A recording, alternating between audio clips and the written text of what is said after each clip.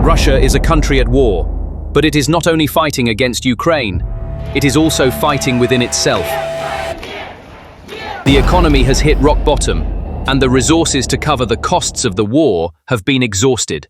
Soldiers on the front lines are struggling to find food, and shortages of ammunition and equipment are growing. Russians are now on the brink of a major uprising, saying enough is enough. While the Kremlin is turning to exploiting even the poorest regions to fill the budget, growing unrest in the streets is turning into rebellion. Explosions are not just lighting up Moscow's skyline, but also burning television screens miles away. In Rostov, angry mothers set fire to the military commissariat.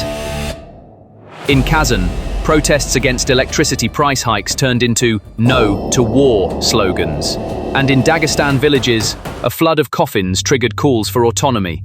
Even the refrigerators of the low-income class in Buryatia have been seized by the army. The situation is that dire, and this is pushing Russia into the darkest period of its modern history. The deafening sound of sirens echoing across the country is no longer connecting the Kremlin to the streets. It is connecting the streets to each other. Every alarm sounds like a drumbeat of rebellion. Every explosion further eroding the myth of the invincible state. Where will this chain of collapse break? In the 8th month of 2025, the Kremlin budget had a deficit of 3.7 trillion rubles. This figure represents a budget gap of a magnitude almost unheard of in Russian financial history outside of times of war. As the cost of the war in Ukraine rises with each passing month, military spending is skyrocketing. Energy revenues are declining due to global price fluctuations and sanctions. The ruble, meanwhile, cannot stop its decline in value. Thus, Moscow's coffers are emptying rapidly, struggling to bear the burden of the war. The Kremlin's solution to close this gap has been to reach into the pockets of citizens at the lowest levels of society. Buryatia, one of Siberia's poorest regions, already has a fragile socio-economic structure with low income levels, limited production capacity, and high unemployment rates. But in recent weeks, local authorities and volunteer networks have launched campaigns to collect supplies directly from the public to support the army. Announcements made in the Zagrayevsky region requested donations of refrigerators to be sent to field hospitals at the front lines. However, the list of requests quickly expanded to include basic humanitarian needs, such as motorcycles, clothing, wheelchairs, canes, and even drinking water. A small number of people voluntarily handed over their remaining working refrigerators and other usable items. But this scene attracted attention not only because of the material aid it provided, but also because of the message it conveyed. Local residents interpret the state and military's inability to meet even the most basic logistical needs with their own resources as a sign of deep failure in both economic management and war preparedness. The situation in Buryatia is being replicated almost exactly in other regions of Russia. In Irkutsk, the local administration suspended bonus payments to a wide range of people, from teachers to cultural workers, public officials and educators, and transferred these funds directly to the army's needs. Although official statements say that these cuts are temporary, there is talk behind the scenes that they could continue indefinitely. A teacher's account clearly illustrates the scale of the situation. They said there was no money left for the SWO, that all resources had been exhausted. Since soldiers couldn't be paid, they deducted a significant amount from our salaries. In the Komi Republic, demands have taken a different turn. Authorities have requested that the public donate fishing nets to be sent to the front lines. It is stated that soldiers will use these nets to cover trenches, build temporary shelters, or provide camouflage. Thus, the assistance requested from the public is not limited to basic needs such as food or clothing. It extends to engineering and defense materials that will be used directly on the battlefield. At Bauman State Technical University in Moscow, the impact of the war economy has manifested itself in a more creative but equally controversial way. The university administration has offered students physical education credits in exchange for knitting camouflage nets. This practice amounts to a direct exchange of academic achievement for the production of war materials. Thus, the needs of the front lines are now being met not only by factories or volunteer workshops, but also by university campus curricula. What is striking is that the increasing economic and social pressures have completely transformed the public's motivation to donate. Those who enthusiastically supported the invasion of Ukraine in the early stages of the war and sent money to the front lines had increased their donations nearly fourfold by 2025. But this time, the driving force was not Kremlin propaganda, but the harsh conditions and humanitarian concerns faced by soldiers on the front lines. In other words, the purpose of donations has become less about supporting a political cause and more about helping relatives, friends, or neighbors survive. However, even this voluntary aid is far from solving the deepening problem. The people see that the cost of the war is constantly being placed on their shoulders as their living standards rapidly decline. Prices for everything from basic food items to transportation are rising, while wages are eroding in real terms. Public services such as health and education are deteriorating, and transportation infrastructure is crumbling. This situation is fueling growing silent anger and unrest, especially in low-income areas. Moreover, this anger is not solely driven by material concerns. Mothers who send their children to war also bear the heavy burden of financing this war. In Dagestan, where soldiers' funerals followed one after another, meetings were held under the banner of local autonomy, and the issue was quickly brought to the official agenda of the regional parliament. In Tatarstan, an imam said in his sermon, "If the capital declares war and sends the bill to the peasants, this is not justice." As a result, an investigation was launched against him by the Ethnic Policy Committee. Every time budget allocations are cut, discontent grows in the provinces. When the centre's power weakens, the periphery becomes reluctant to recognize authority. The anger on the streets erupted in Novosibirsk at the end of July. 3,800 people who participated in the Enough is Enough march were dispersed within the first 15 minutes by water cannons firing colored water. Memorial chains were formed in 19 cities with black balloons in their hands and the slogan, "Give me back my son," on their lips. In Perm, crowds protesting a 25% increase in the price of bread quickly switched to chanting, "No to war." Police offered those arrested two options: a fine of 600,000 rubles or voluntary deployment to the front lines. Finding men without passports in the city was nearly impossible. Most had left the country months earlier via Georgia or Kazakhstan. The losses were no longer just statistics, they had become a pain deeply embedded in people's homes. According to independent sources, the number of Russian soldiers killed, seriously injured, or missing between February 2022 and July 2025 reached 1.05 million. This meant that 1 in every 4 households in the country had a black ribbon hanging from their door. According to a report by demographer Pavel Yelizarov, between 970,000 and 1,040,000 soldiers had completely lost their combat effectiveness during the same period. While official figures still insisted on 45,000 casualties, the reality of the graves was undeniable. The Independent Civil Initiative last address identified 132,000 new military grave markers ordered between April and June, based on data from marble workshops. This equated to an average of 1,450 deaths per day. Local newspapers in villages now print obituaries on extra pages, while in cities the question, "Why the war?" is spray-painted on neighborhood walls. While state television broadcast headlines about heroic defenders of the homeland, mothers on Telegram still whispered the same words. The zinc box arrived, we couldn't see his face. Nevertheless, 350,000 people were called up in an accelerated draft to make up for the new losses. But the confirmed number did not even reach 50,000. Instead of long queues in front of the provincial police headquarters, there are silent voids. Young people rush from the passport line to the Georgian border, the Mongolian steppe, or the Helsinki bus station. According to reports, over the past 9 months, 310,000 conscripts have crossed the borders of Georgia, Finland, Kazakhstan, and Turkey, illegally. Mobile border data shows that 22% of Russian citizens intend to leave the country. It is now the norm for families to wait at the door with their passports, cash, and digital wallets at the ready. An anonymous report from border guards says that over 120,000 people have declared their intention to leave the country permanently since the end of May. This brings the total number of war refugees to 1.3 million. The defense industry cannot find workers to replace the young men who have left, leaving production lines idle. The official unemployment rate still stands at just 7.3%, but this figure masks the employment illusion created by the war.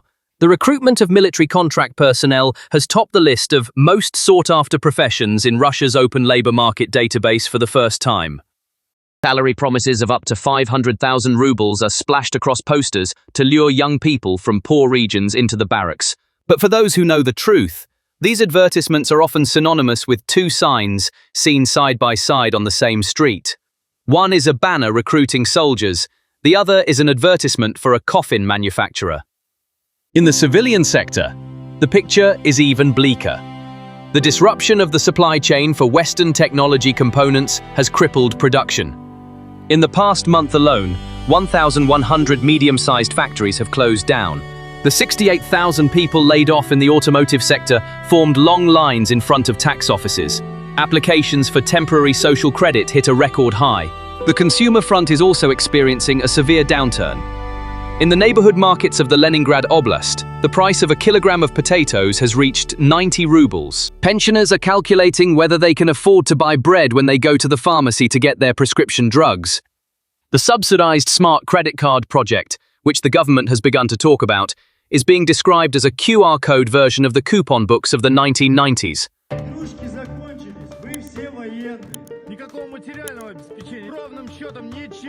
What exactly is the thinking inside Russia as dissent and defeats mount?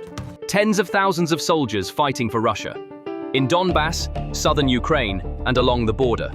Now they are facing reality, not weapons. The 1st and 2nd Corps have been broken. The 22nd Army in Crimea has disintegrated. The vast majority of the 41st Army are remembered for the I Want to Live project and desertions. Some Russian divisions have been completely wiped off the battlefield. In total, more than 1 million soldiers have been killed, wounded, or taken out of action. Although the Kremlin is trying to hide this picture from the public, there is a fear that has become a within. A new wave of mobilization. It has not been announced yet, but everyone knows that if the front cannot hold, this possibility is on the table. This is precisely why the soldiers at the front no longer want to sacrifice their lives for the motherland, but for Putin's political dreams. In this atmosphere, hundreds of thousands of Russian soldiers have been searching for a way out through open and closed channels. The I Want to Live project in Ukraine is a safe haven on this escape route. Direct desertion from the front lines is an escape ticket for the less fortunate.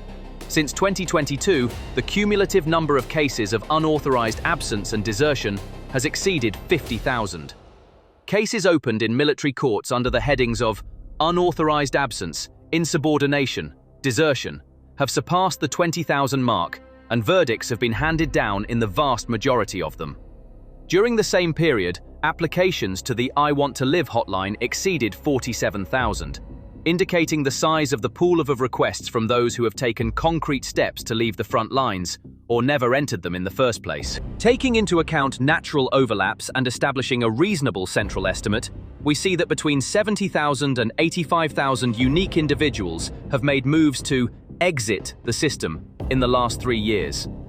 However, a new shadowy sector has emerged from this search, the ticket to freedom market. Shadowy networks operating on Telegram and the darknet are now openly advertising. We have connections on the inside. We are in contact with officers. We can get you out of the front lines, but there is a price. Payments are mostly made in USDT, sometimes in Bitcoin. In some cases, these escape plans come true. However, many result in fraud, exposure, or worse, soldiers being reported to the security forces. Despite all the risks, for Russian soldiers, the escape ticket is not just a rumor, but a necessity. Because most of those left at the front are no longer afraid of the war, but of staying there. The pace of losses has increased, the length of service has been extended, and rotation has become uncertain. Every day the same threat, the same insecurity, the same possibility of facing the same end. This is not just physical, it is a state of exhaustion that pushes human limits. Independent reports from the field indicate that soldiers are paying between 700,000 and 3 million rubles to leave the front lines. Although these figures vary depending on the region and rank, They prove that the escape ticket has become a real market, particularly in headquarters such as the 31st 831st Unit near Donetsk. It is alleged that those unable to pay even relatively small sums like 50,000 rubles to withdraw from frontline service are sent on so-called suicide duty, meaning zero-hour missions. Punishment mechanisms for soldiers are also extremely primitive. Practices such as beatings, mock execution scenarios, and being tied up outside for hours in freezing cold systematically destroy morale. Dozens of complaint videos documenting these practices have leaked onto social media. In some, masked contract soldiers accuse their officers of arbitrarily cutting their salaries, meals, and leave entitlements. To be blunt, serving in these units has now become a regime of captivity beyond the official duty. The promise of 2 months of service on paper extends to 4 months in the field. This extension means not only time, but also endurance limits for the soldier on the front line. Vehicle maintenance cannot be performed on the front lines, armor holes are not patched, and personnel shortages are not addressed. These shortcomings keep the fear of "am I next?" constantly alive. The problem is not limited to enlisted personnel and contract soldiers. Leaked conversations, wiretaps, and chat logs show that even mid-level commanders are complaining about the system. Many officers lament the loss of talented non-commissioned officers. Some try to persuade their superiors with money or gifts to prevent young lieutenants from being sent on dangerous missions. These confessions reveal the emergence of a kind of feudal network structure at the front. Who survives is no longer determined by rank, but by who can pay how much or who has connections with whom. This collapse is not only happening at the front. Pressure is also increasing behind the front lines. Most Russian soldiers are already going to the front with a psychological burden due to economic hardship, debts, sick family members, or childcare responsibilities. There is no guarantee of return. Medical support is limited. Social assistance mechanisms remain on paper. When all these factors combine, escape is no longer just about fleeing the front lines. It becomes a reflex to survive. The first stop in this search is petitions written to the commander. Then comes the search for connections. The final stage is now routine, turning to the grey markets. So, the soldier seeking a ticket to freedom first makes a formal request, then circumvents the system, and finally pins his hopes on shady connections via Telegram or the darknet. So why use cryptocurrency? The answer to this question has to do not only with technology, but also with collapse. These assets have become a digital cash equivalent that bypasses bank filters. Transfers are fast, difficult to trace, and accessible to almost anyone. Digital transfers have replaced physical bribes. This technical convenience actually offers an illusion of a solution to the demands born of moral collapse. But this illusion carries 3 real risks. The first risk is fraud. You send the money, but the deliverance never comes. There are no documents, no guarantees. You lose both your money and your hopes. The second risk is infiltration. Every transfer records your identity within a network. Leaked Telegram groups lead to the profiling of some soldiers, along with their names. The final risk is retaliation. If your plan is uncovered, you not only experience disappointment, but are also subjected to harsher punishments and more dangerous assignments on the grounds of disciplinary offenses. Therefore, accepting payments in cryptocurrency should be seen not as an escape route, but as a direct sign of systemic erosion within the army. The real issue is this: if a soldier believes that escape from the front line can be bought, that soldier is no longer under orders, but has entered into a culture of bargaining. And this is where the strategic breakdown of the war comes into play. Because this situation creates a perceptual, not a technical, collapse. The moment a soldier believes that exit can be bought, the weight of orders diminishes.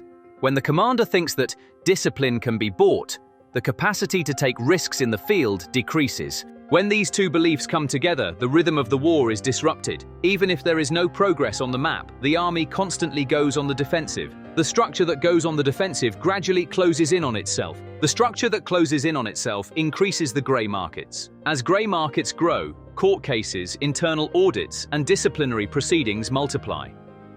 As of August 2025, disciplinary problems within the Russian army must be interpreted not as isolated incidents, but as an institutionalized process of disintegration. The total number of cases opened under the charges of failure to report for duty, insubordination, and desertion alone has exceeded 20,000. The 20,662 active cases are official evidence of systematic disintegration. Of these cases, 17,721 have resulted in convictions, a rate that reveals both the severity of the judicial system and the depth of the disciplinary crisis within the army. According to the data, during certain months of 2024, the number of cases referred to military courts exceeded 1,000 per month, with more than 30 convictions handed down daily during certain periods. This intensity is not just a temporary crisis, but the legal reflection of a persistent exhaustion in the field. Moreover, a new regulation that came into force in Russia in September 2022 points to an even more authoritarian line in an attempt to suppress this disintegration. At that time, the act of voluntary surrender was included in the official criminal code as a specific criminal offense for the first time. Now, when a Russian soldier voluntarily surrenders to Ukraine on the front lines, he faces a prison sentence ranging from 3 to 10 years. The message intended by this law was quite clear. Don't surrender, turn around and continue fighting. However, even though the rules have become stricter, the situation on the ground has not changed. Soldiers continue to surrender, and the disintegration continues. This picture was most strikingly revealed in the first voluntary surrender case seen in April 2025. The court went beyond the limits of the law by sentencing the defendant to 15 years in prison. The purpose of this sentence was more to demonstrate power to the public than to deter others. However, in reality, this decision also exposed how vulnerable the Kremlin was in the face of disintegration. Because as the pressure grows, disobedience changes form and silence turns into surrender. To observe this psychological collapse caused by the war, it is enough to look not only at court records, but also at the official voluntary surrender hotline. This hotline is an official interface set up by the Kremlin, open 24/7, where soldiers wishing to surrender directly can apply. It was announced that over 210 surrenders were recorded through this hotline in its first year. By mid-2024, this number had exceeded 260, and it was reported to have reached the 300-plus level in the second half of the year. However, a critical distinction must be made here. These figures only include soldiers who voluntarily surrendered and reported via this hotline. Surrender incidents that occurred directly in the field, unplanned, or without an intermediary are not included in these data. Therefore, the actual number of surrenders may be far beyond the official figures. In other words, the number of surrenders visible through this hotline may be small. However, the steady increase in these numbers is the clearest sign of the psychological breakdown of the war. Another indirect evidence of this is seen in the prisoner exchange data. For example, in the large exchange package carried out in May 2025, the parties exchanged 1,000 prisoners each. This was one of the largest exchanges ever made in a single transaction. Then, on August 14, 2025, another exchange took place, with 84 prisoners exchanged for 84 prisoners. The Ukrainian side has officially announced that it has recovered more than 5,000 soldiers since the beginning of the war. This number implies that there have been similar thousands of prisoners returning on the Russian side. Of course, not all of these prisoners are voluntary surrenderers. However, an exchange of this magnitude shows that the breakdown on the ground is not just a matter of individual choices, but of mass defections. So how is the Kremlin addressing this mass defection? The first solution came from Russia's darkest corridors, its prisons. The process that began in the summer of 2022 with Yevgeny Prigozhin's first appearance in a prison courtyard quickly became Kremlin policy. The offer made to prisoners was simple and terrifying. Spend 6 months on the front lines and you will be free. With this campaign, nearly 180,000 prisoners were sent to the front with the promise of amnesty. This number could not be explained by individual choice alone. By 2023, the prison population in Russia had begun to decline at a rate exceeding release and death rates. The numbers pointed to a strategic collapse, not a statistical one. However, prisoners were not the Kremlin's only reserve force. Some Russians volunteered for this war, but not for the state, but for their own ideological agendas. Figures like Igor Girkin were the first link in this chain. Girkin, a former FSB officer who launched the Donbass War by seizing Sloviansk in 2014, declared himself Minister of Defense in Donetsk. This man, who did not hesitate to give execution orders, found even Putin's war management inadequate. He called for full mobilization, the execution of failures, and tougher management. Ultimately, these radical calls led to his arrest, but his ideas transformed into a digital war ideology known as the Z-blog. This structure portrays Putin as a cowardly leader, arguing that true revolution is only possible through more aggressive, more radical nationalism. For them, war is not a tragedy, it is a spiritual purification. The reflection of this ideological militarism on the ground became even harsher with neo-Nazi formations such as Rusik. Its leader, Alexei Milchakov, called for ethnic cleansing. The crimes committed by these units on the front lines were not part of the war, but of savagery. The common ground among these actors is neither discipline nor strategy. Their common ground is a dark synergy that fills the void left by the state, but also transforms the state. The Kremlin did not hesitate to deploy actors who would shatter its own chain of command, hierarchy, and even legitimacy in order to maintain troop numbers. Former officers like Gherkin, radical groups like Rusich, fighters recruited from prisons. These fill the ranks but do not sustain the army. Because these actors do not just take orders, they also bring their own agendas to the front lines. On the other hand, the Kremlin cannot risk a total mobilization. A new mass conscription could provoke serious reactions both on the streets and within the system. Instead, the preferred model feeds on a quieter, more insidious, and deeper social fracture. This model is contract military service. These soldiers are sent to the front not out of ideological commitment, but out of economic necessity. Structural problems such as family breakdowns, debt spirals, unemployment, substance abuse, and low education levels do not merely render them vulnerable individuals. They also transform them into the fundamental source of the Kremlin's soldier pool. Because for these people, a few $1,000s in starting bonus is attractive enough to change the course of a life. The only requirement for application is to be 18 years old. Physical or mental health, educational background, military experience. In May 2022, Russia completely removed the upper age limit for contract military service. Now anyone up to the age of 65 can apply.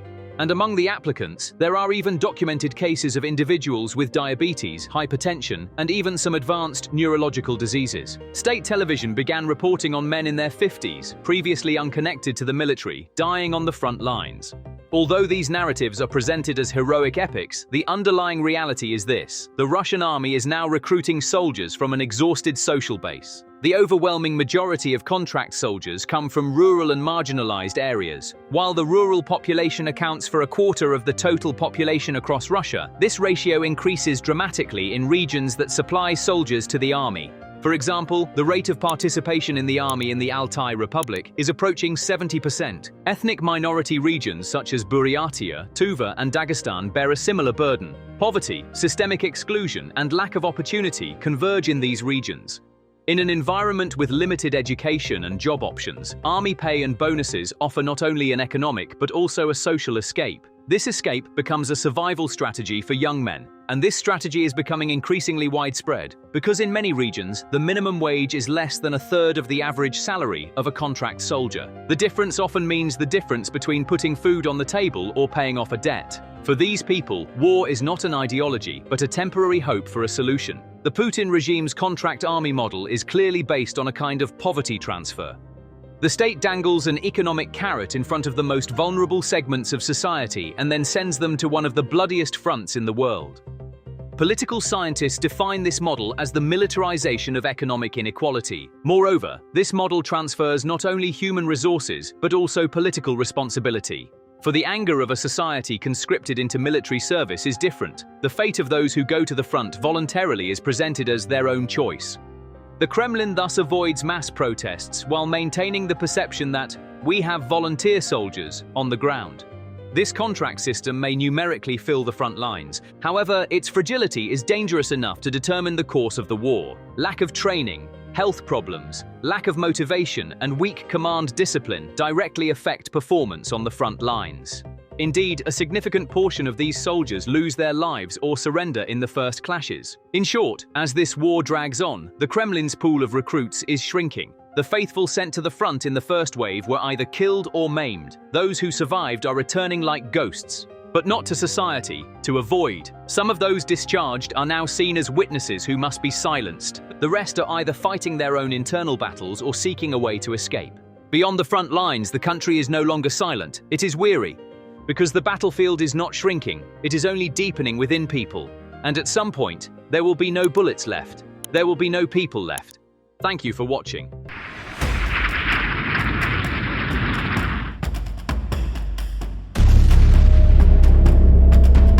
Crimea is on the verge of catastrophe, because this time, Ukraine has made all Russian assets in Crimea its target board, and Kerch Bridge is right in the middle of that target board. Ukraine's Lance is a massive 7-ton missile with a 1,150-kilogram warhead. On the morning of August 30th, 3 long-range cruise missiles, each weighing 7 tons, were fired in succession from the coastline. A few minutes later, they exploded in the north of the peninsula. On the same day, swarms of drones opened a new window by probing air defense gaps. Then came the official announcement of a crisis at the Simferopol airbase and the blinded S-400 radar. The first recorded threshold was the Armyansk line on the morning of August 30. News feeds from Ukrainian sources reported that an FSB border guard post and a nearby patrol boat facility had been hit. This detail was reinforced by local eyewitness accounts and OSINT images. A video of a triple cruise missile launch from the coast, broadcast in the same window, showed that the launches were sequential and that the flight corridors progressed along a planned route. Another threshold was observed on the Simferopol side on the same day. At around 9:30 on August 30th, drone activity was reported in the direction of Simferopol Airport. Platforms monitoring the drone's approach to the area soon shared images of a fire near the airport. By the end of the day, information about the destruction of 2 Russian helicopters was gathered by the OSINT community and local media. Preliminary data obtained by comparing satellite images shows that the Mi-8 and Mi-24 helicopters were destroyed in the fire. This cycle continued with the S-400 radars being disabled. On August 30th, military intelligence reported that additional components of the S-400 family, including various radar and communication systems, such as the 96L6AP radar, had been disabled in Crimea. Local media also reported that coastal surveillance elements and a GLONASS-based facility were hit in the same package. This content shows that the Air Defense Plus Command Control Plus Navigation Triad was targeted at the same time. The destruction of an FSB facility on the Crimean northern line with cruise missiles was actually a loud warning sent to a single target. That warning was, Kerch, be ready. Because Ukraine has now deployed domestically produced long-range cruise missiles that combine range, payload, and accuracy in the same sentence, its name is Flamingo. With a range of 3,000 kilometers, a warhead of approximately 1,150 kilograms, and a mobile launch architecture, it poses a challenge to the layers of Crimea's defense. The FSB base was the first curtain raiser for this profile. The real pressure is building in Kerch. The Kremlin senses this. The series of fires in Crimea has completely changed the current risk map of the most sensitive point of the Black Sea Azov logistics, namely the Kerch Bridge. What we are discussing today is more than a single strike. It is the birth of a regime of continuous pressure. To support Ukraine's initiative, there is a United 24 donation campaign in the video description. Before we return to what the Flamingo missiles are doing in Crimea, we would like to thank you in advance for your support. The short way to understand this change is this. The range is now longer than the geography. The warhead is now as heavy as concrete, and the launch point is now as flexible as movement. The pace that Crimea's air defense has been able to withstand until now was limited to cheap threats and single-vector tests. Flamingo adds heavy, persistent, and multi-axis pressure on top of this pace. Moreover, its domestic production nature provides freedom of use unhindered by third-party constraints. This freedom makes the answer to the question, when and where, more uncertain for the defense side. Uncertainty is the most costly issue for defense, because every uncertainty requires additional personnel, additional batteries, additional patrols, and additional budget. The flames seen around Crimea on the morning of August 30th indicated that this budget would increase, but that the real bill would be paid in Kerch. The strike on the FSB facility in North Crimea and the accompanying naval element showed that a technical window had opened. The burning of helicopters parked in Simferopol during the same time window was another sign of temporary blind spots in the air picture. Even a few hours of interruption could be enough for a long-range missile, flying at low altitude, hugging the terrain, and with a low sonar profile to use the window. Therefore, the FSB base was not an end, but a beginning. The message was clear. I take off from the coast, enter at low altitude, and pierce through. A single hit is not enough to make such a statement, but seeing damage images in 3 separate layers in a single day indicates layer fatigue. Fatigue is a word that directly faces Kerch. The Flamingo missile is a domestic cruise platform with a range of 3,000 kilometers, a warhead weighing over a ton, and high accuracy.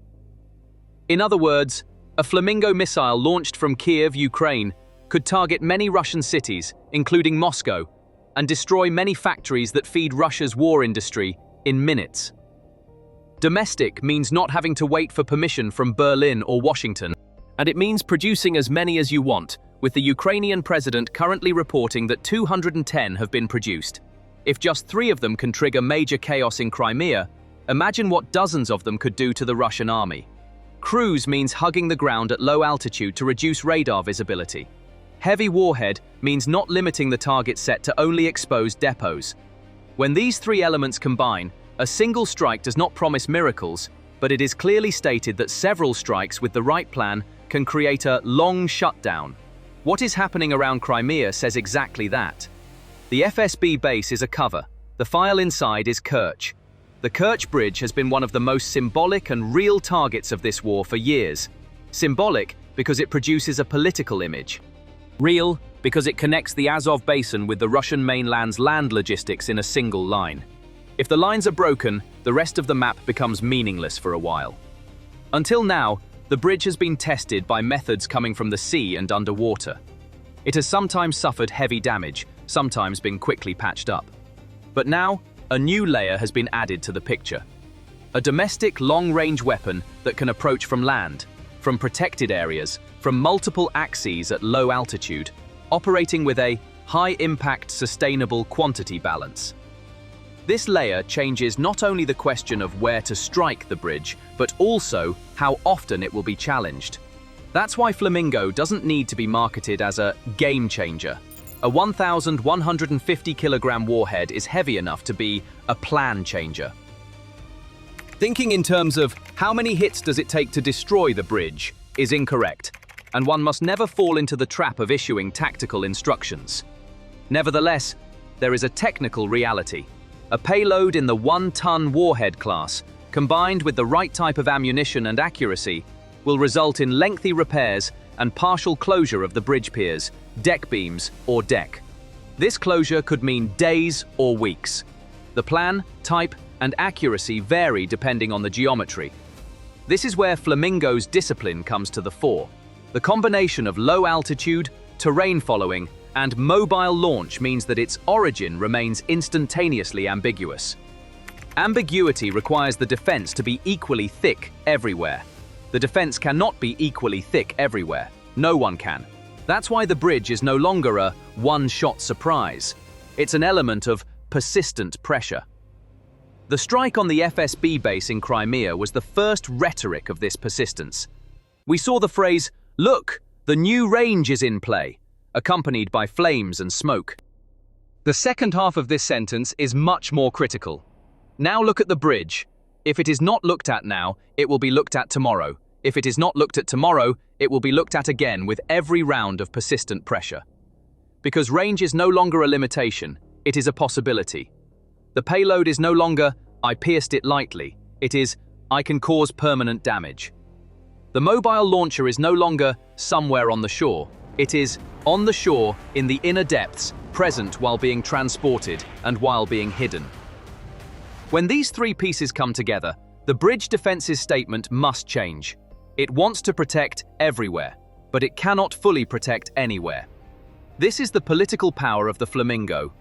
There are many things it can do, but not all at once. First, physical hardening and deception around the bridge. Second, densifying the low-altitude radar network and increasing the number of short-range interceptors. Third, intensifying electronic jamming. Fourth, moving command centers to more dispersed and deeper locations. Fifth, Accelerating reconnaissance attack cycles aimed at hunting down launch points. Yes, all of these are technically possible, but each is expensive, each requires trained personnel, and each requires spare parts and maintenance cycles. All of these, when combined, reduce the risk, but they do not eliminate it, and they cannot all be done at the same time. When you pull a battery deeper inland, you leave a gap near the front line. When you move a radar to the bridge area, you pull it over an airfield. When you pile pantsiers into Kerch, you reduce the density around the port. This is a game of three-card Monty. When you close one, you open another. Flamingo thrives precisely in the open spots of this game. But what if defense completely solves this? It doesn't completely solve it. Even the world's thickest air defenses cannot achieve zero leakage against low altitude, multi-axis, and salvo combinations, especially when the striking instrument is portable and used with cheap threats. Recent events on the Crimean front already show that the layers are fatigued and blind spots are forming at short intervals. Helicopter fires, radar and communication losses, the fire at the FSB facility. These are not individual events. Together, they are meaningful.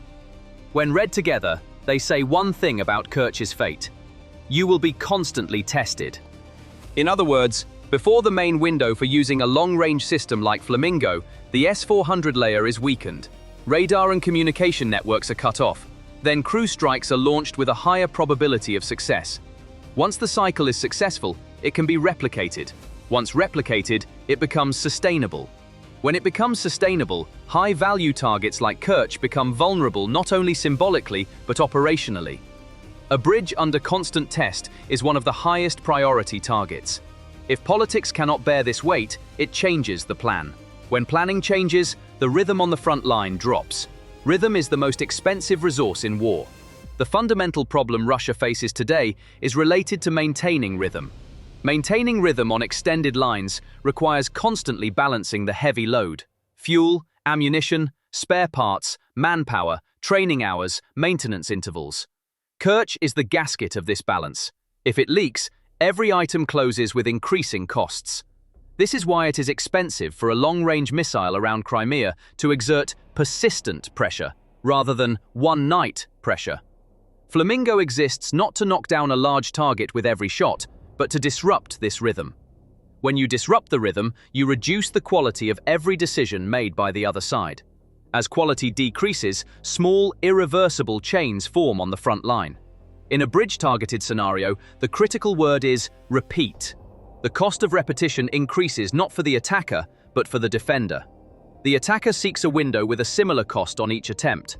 The defender pays for a new battery, a new patrol, a new radar, a new bridge reinforcement, and a new insurance premium on each attempt. The premium is paid not only for the bridge, but for every secondary line that feeds it. This becomes the visible item on the invisible bill of war. Every new risk that falls on Kerch casts a shadow over ports, ferries, and rail lines. The shadow reads as slowdown in the economy. The slowdown is felt as delay in the field. At this point, the debate, is Flamingo expensive or cheap, comes to the fore. The exact figures for unit costs are not public, but the platform philosophy is clear. Sufficiently sophisticated, repeatable, field compatible. The political meaning of this triad is sustainable pressure. Sustainable pressure does not mean a single big flare-up in a month. It means small flares every week, short sirens every night, short delays every day. The picture emerging in Crimea points precisely to such a rhythm. Every brief interval when air defenses are breached is an invitation to long-range strikes. As the invitation is accepted, the defense spends more, tires more, and wears down more. The worn-down system collapses unexpectedly one night. The Kremlin wants to maintain the image of deterrence, but that image no longer walks on the bridge deck. The image is not as solid as the thick iron bars built on the bridge piers. Because the basis of deterrence is the myth of invulnerability, it is not a single blow that shatters the myth, it is repeated pressure. The strike on the FSB base in Crimea was a thick mark drawn on this myth. The subsequent losses of helicopters and S-400 radars turned that mark into a letter. That letter reads, Kerch. This sound reached the decision-making rooms in Moscow. The question now being asked in those decision-making rooms is not, how many batteries are enough? But which batteries can we pull from where? This question itself is an admission. Could Kerch be completely destroyed? Technical jargon says this: the right type of warhead, the right impact points, and sufficient repetition can effectively disable the bridge for a long time. In some scenarios, it can jeopardize its structural integrity. The phrase "effectively disabled" is important here, because in war, the goal is often not total destruction, but long-term closure. Long shutdowns increase transportation costs, disrupt supply chains, disrupt personnel planning, and undermine morale. Flamingo's range and payload parameters make this long shutdown target realistic.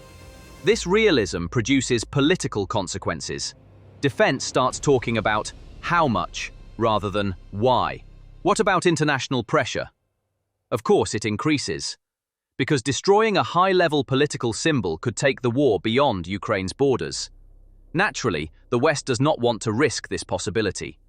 But this pressure does not eliminate the range and payload Ukraine has created, and Ukraine's bargaining window becomes more visible. When the curtain rises, other targets are mentioned along with the bridge.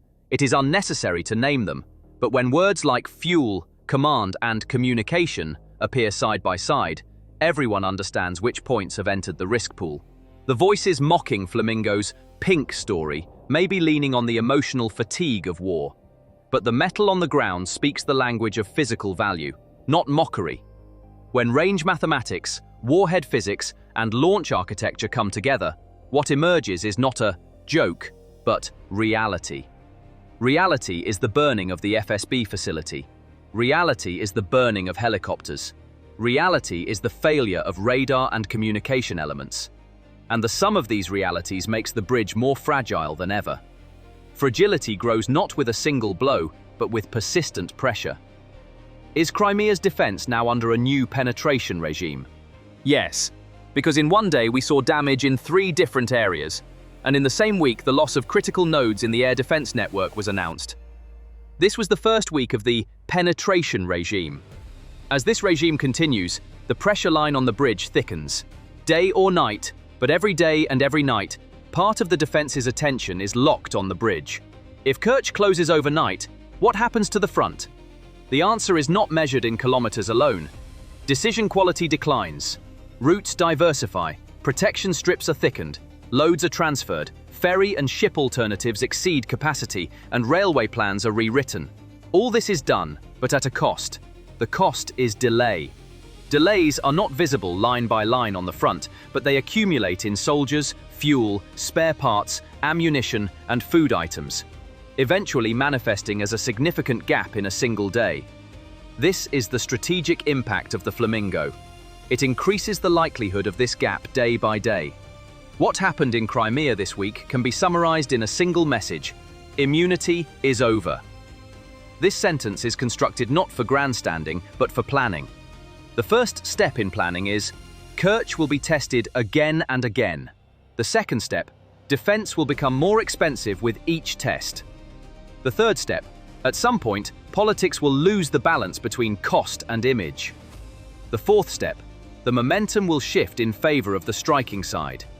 If these 4 lines were written, the title of the remaining pages is clear: The Flamingo Effect. In conclusion, the FSB facility you saw burning in Crimea was only a small part of this story. The real story will be written in Kerch.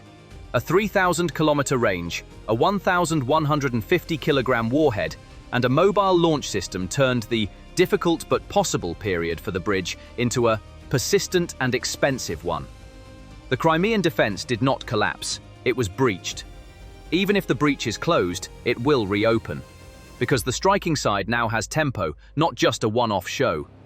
This tempo is what the defense hates most. Tempo shortens the decision time, increases the margin of error, and disrupts the rhythm. And whoever disrupts the rhythm sets the agenda. Kerch is at the top of today's agenda. This line is becoming bolder rather than fading. Because this time, the message was written not for a single day, but for many days. Now let's record the question in its clearest form. Can Ukraine now easily target Crimea, and Kerch in particular? Yes, because range is not an obstacle. Yes, because the warhead is heavy enough to create a kill zone, and mobile launchers create unpredictability. Furthermore, fatigue in air defense leaves blind spots at short intervals. Now, persistent pressure is accelerating the transformation of the bridge from a symbol to a weak link. The strike on the FSB base was merely a preview. The curtain is now rising on Kerch. Thank you for watching.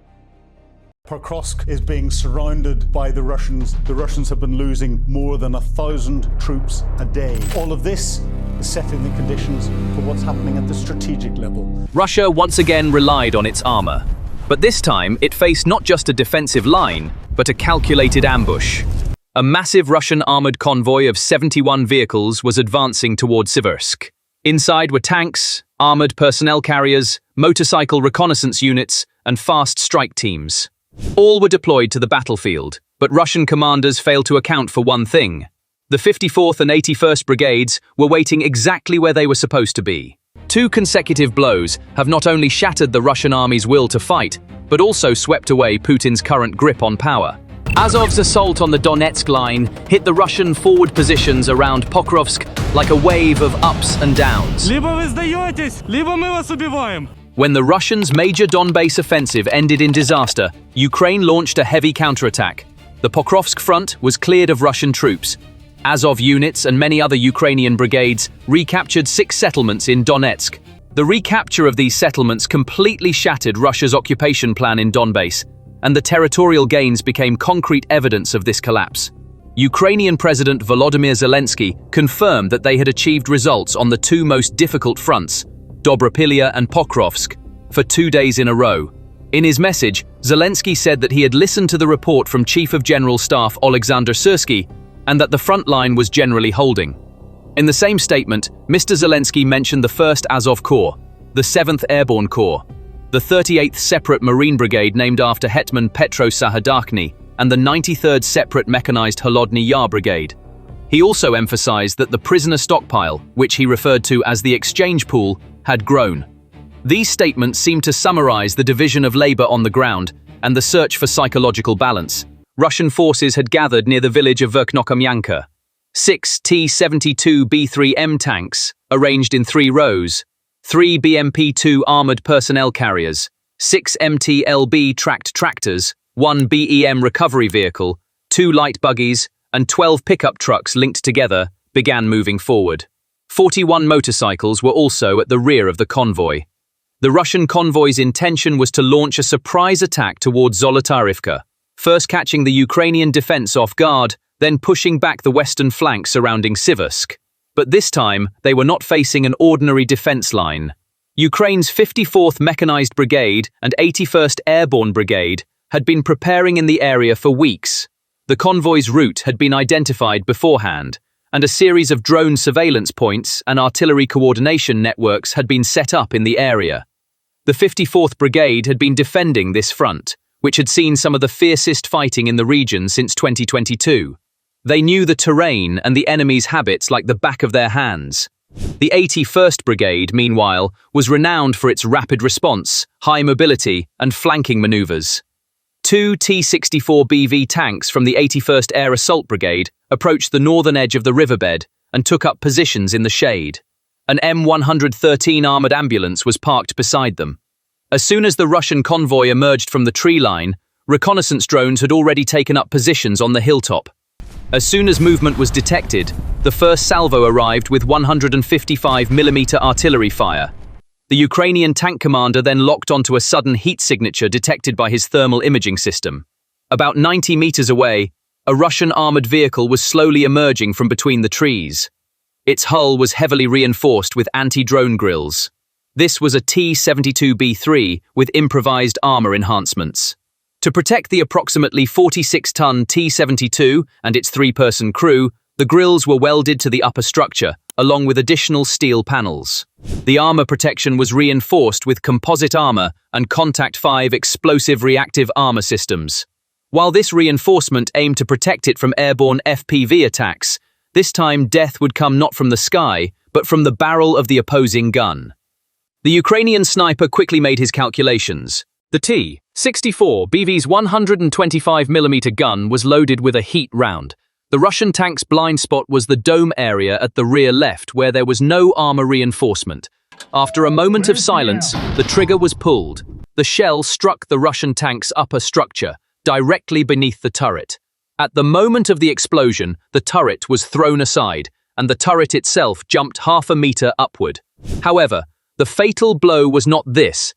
Despite the severe shock, the vehicle managed to maneuver backward by forcing its engine. The damage was critical, but the crew was still inside. The Russian tank could only reach a speed of 50 kilometers per hour on the difficult terrain. The Ukrainian drones, however, were much faster. Within minutes, the drone team lying in ambush on the hilltop released an FPV drone loaded with explosives. The drone flew over the trees and headed toward the Russian tank in the burning forest. It embedded itself in the rear armor and exploded. This second blow ignited the fuel tank. The T-72B3 turned into a ball of flames. Since the ammunition was being transported openly in the automatic loader inside the tank, the fire could not be extinguished. In the panic, some vehicles tried to retreat but became stuck in the narrow path within the forest. FPV drones were waiting for this opportunity. Kamikaze drones, first targeting the tank turrets and then the engine blocks of the BTRs, shattered the armored line within minutes. However, Ukraine's plan did not end there. The convoy had been stopped. Now it was time for destruction. The 81st Brigade's light infantry units launched an attack along the armored line at a three-quarter angle. At this point in the battle, the Russian side's plan should have been to gain momentum. They couldn't do that either. The reason was the breakdown of logistics. The Brem recovery vehicle accompanying the convoy was preparing to tow the first damaged tank when two more FPVs closed in on it. The driver's door was shattered, and the crane operator was injured. With no team left to rescue the tank, the convoy's speed dropped once again. Thus, the Russian soldiers, surrounded from the sides and rear, were left defenseless in open terrain. They were not given the opportunity to reposition themselves through quick maneuvers and coordinated fire. Russian infantry disembarking from transport vehicles encountered mini-mortar fire, automatic rifles, and homemade explosives before they could even dig in. Some armored vehicles were abandoned in the forest because their equipment had malfunctioned or the crew had been lost. Just a few minutes after the fighting began, at least 5 Russian tanks lined up side by side in an open area at the edge of the forest caught fire simultaneously.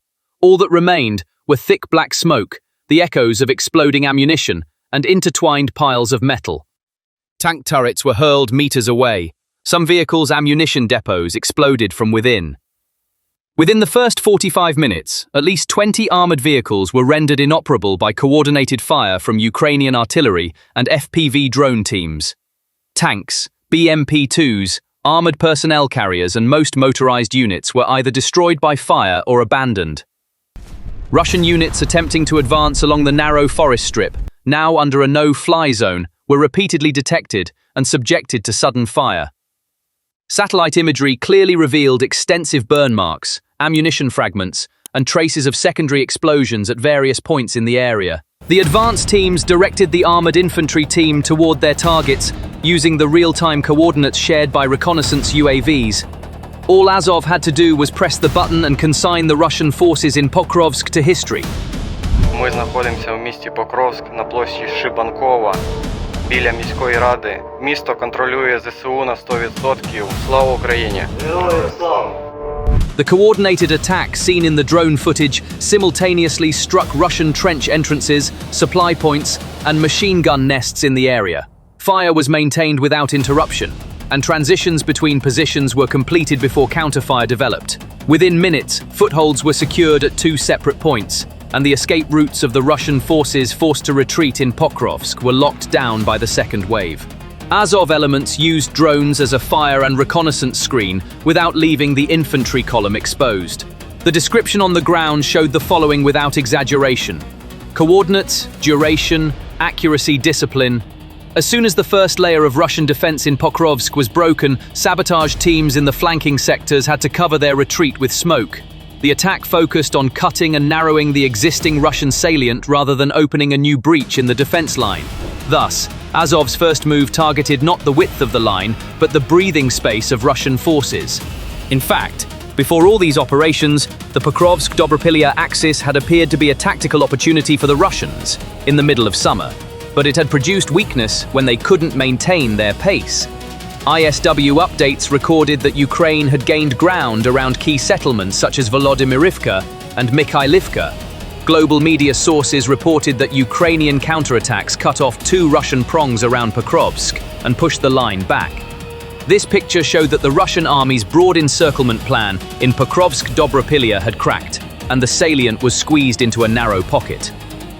Simultaneous pressure applied by Azov on the northern and southern flanks of the Pokrovsk line shortened the route of Russian troops and put fortified crossings at risk. Ukrainian forces conducted the battle in the pocket with a logic of clearing and locking, leaving advancing attack waves without logistics. Long-range precision strikes were shifted to depots and staging areas in the rear. This disrupted the forward line's fuel, ammunition, and evacuation rhythm. Controlled compression, rather than rapid advance, reduced losses while solidifying the ground. This method aligned with the goal of depriving the encircled Russian forces of options. Field reports and official announcements pointed to a cluster of 6 settlements in Donetsk being liberated or entered by the Azov Battalion's operations.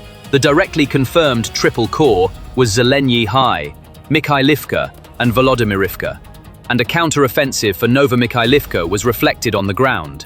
Additionally, Ukrainian army positional gains around Novokonomichna and tactical entries into Mern entered OSINT and corporate reports. This cluster was woven with successive and connected point gains rather than a single big leap. Each settlement gained importance not in open terrain but through road networks and local elevations.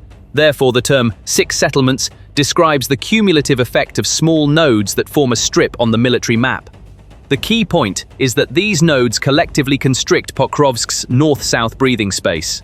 Thus, the Ukrainian army's new forward positions became a foundation for the next range layer. The Ukrainian command also framed this advance not as a broad offensive, but as a limited yet target-oriented recapture. This definition imposes a sustainable tempo and logistical realism on the force.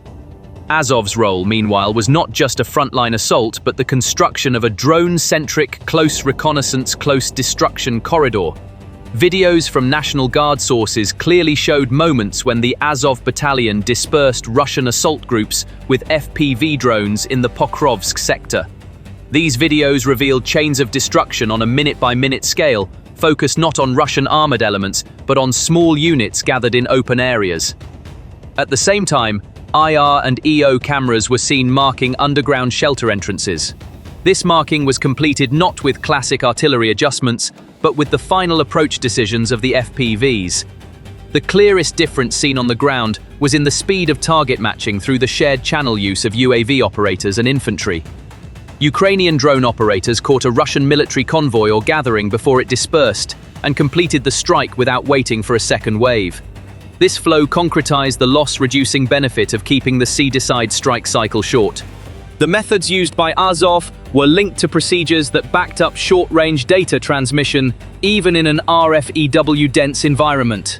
Therefore, engagement remained sustainable under the authority of the nearest operator, even during electronic suppression. Meanwhile, the intensification of fighting in a 10 to 15 kilometer band north of Pokrovsk showed that Russian defenses were retreating piecemeal rather than in a linear fashion. This band consists of rural settlements and small plains, within short distance of supply routes.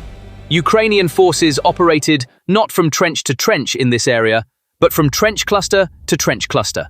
Thus, rather than expecting a single breakthrough with a single outcome, a gradual pushback was preferred. The pressure in the north was supported by a coordinated movement in the south, near Mikhailivka. This coordinated movement forced the Russian flank to make decisions in 2 directions simultaneously.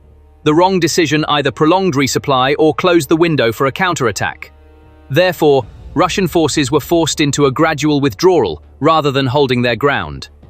Ukrainian forces, meanwhile, locked in new lines by repeating the short-range clear-and-hold template. This lock-in created a front line that remained unshaken in the first hours of the counterattack. The surprise infiltrations on the Dobropilya line also showed how an advance that couldn't maintain its momentum broke down after the first 48 hours. When mechanized follow-up fails to materialize, a breach transforms from a tactical gain into a strategic problem. Ukraine filled this void with Azov and other elite units, turning the tide. Part of the new gains seen on the ground were made possible by closing this breach window. The recapture did not happen spontaneously, but through a planned series of cuts and locks. The Ukrainian command extinguished the surprise fire by establishing a defense-offense balance in the same language. Reinforcements from flanking sectors absorbed the accumulated Russian pressure. This absorption accelerated the consumption of the enemy's equipment. Timing was linked to the goal of sustainable attrition rather than speed. Ukraine thus thwarted the attempt to turn infiltration into a permanent gain. The statement continued with a table showing personnel and equipment losses between August 4th and 16. The table listed the number of those who did not return, separately noted the number of medically evacuated wounded, and recorded the number of prisoners. On one end of the bridge, there was the Azov settlement cleanup. On the other end, there was the Airborne Forces urban search operation. Why did these two ends come together in the same file?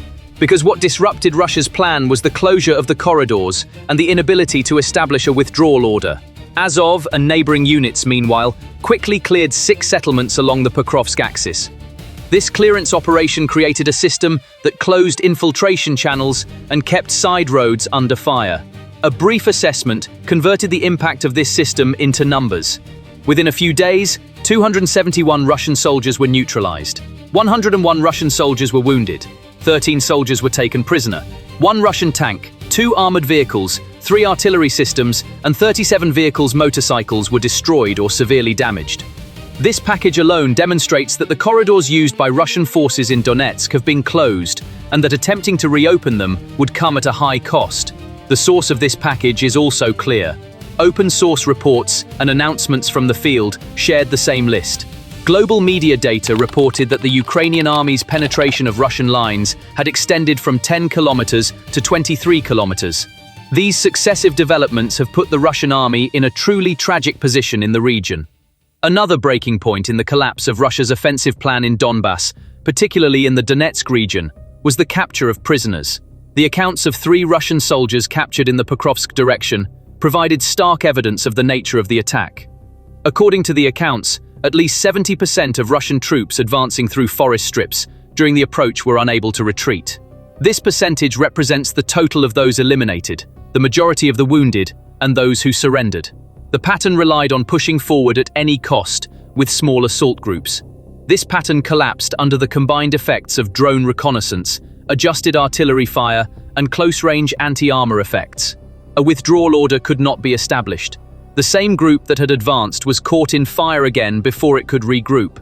This is why the figure of 70% prisoners is significant. It not only indicates the magnitude of the loss, but also that the path to retreat is closed. So, has Russia's insistence on Pokrovsk come to an end due to these circumstances? Putin is a stubborn leader who enjoys making mistakes. The Russian High Military Command is just like Putin. For this reason, the Russians have not given up on suffering losses in Pokrovsk and trying to gain something from this region. The Russian side has deployed more than 110,000 military personnel to this axis. Russia's goal was to adapt better to the region and gain the upper hand in the clashes by outnumbering the enemy. The fighting has intensified 10 to 15 kilometers north of Pokrovsk.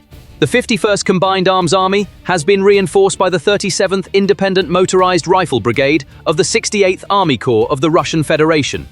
This reinforcement has turned into some suicidal attempts in certain areas. Behind all this pressure was Russia's political calendar-driven quest for a showcase. Following the Alaska talks, the Russian side was likely seeking a positive outcome. However, the recent performance of Russian forces on the Donbas front lines ended fatally in the Dobropilya region. The analogy of main arteries being cut off found its place in the narrative of this battlefield. The process was concluded with the clearing of forest strips and intermediate locations. The protrusion that grew with deep state warnings turned into a closed file within a few days. This series widened the gap between the plan and the reality on the ground. As the closure accelerated, the Russian army's large offensive lost ground. Regardless of political rhetoric about the collapse of the Russian plan, this is a tactical, operational reality. Ukrainian forces used counterfire and unmanned systems together to maintain uninterrupted pressure on mobile targets in this section. Counter-battery fire limited the movement of artillery units and put the protected supply lines of armored units at risk. The containment of infantry assault groups in forest strips was made possible by the cooperation of close air reconnaissance and ground surveillance units. This cooperation shifted the battlefield equation against the attacking forces and resulted in additional losses during the withdrawal and disintegration phase. The final picture along the Dobra-Pilia-Pokrovsk line demonstrates the effectiveness of Ukraine's flexible, repetitive and reconnaissance-supported defense structure. This picture also reveals the weakness of Russian planning, namely the difficulty of synchronizing different units in the same salient in a short period of time.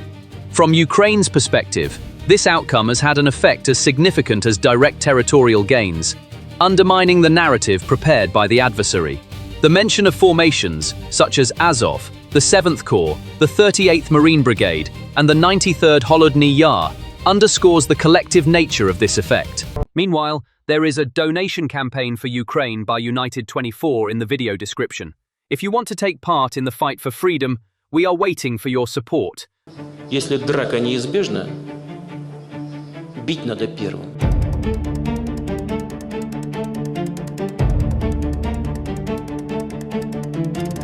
If the pot doesn't boil, the regime boils. Countries focused on authority and governance don't care what their citizens think. The Moscow administration is the most important example of this in our time. Putin is at boiling point but doesn't care what his people eat. It should be remembered that historically, popular uprisings that overthrew regimes were usually caused by hunger, scarcity, thirst. In short, tensions created by the economy. Russia may be at the most critical juncture of this turning point. From Russia's most elite streets to its rural areas, there is a food crisis stemming from the war economy. People are struggling to obtain even basic foodstuffs. Soviet-style practices to combat the food crisis have resurfaced in today's Russia. The Russian government is preparing to introduce food stamps for the first time since 1991. The food stamps proposed by Russia are electronic cards that will be given to low-income citizens, pensioners, and large families starting in 2025, allowing them to purchase state-approved food items, excluding alcohol and tobacco.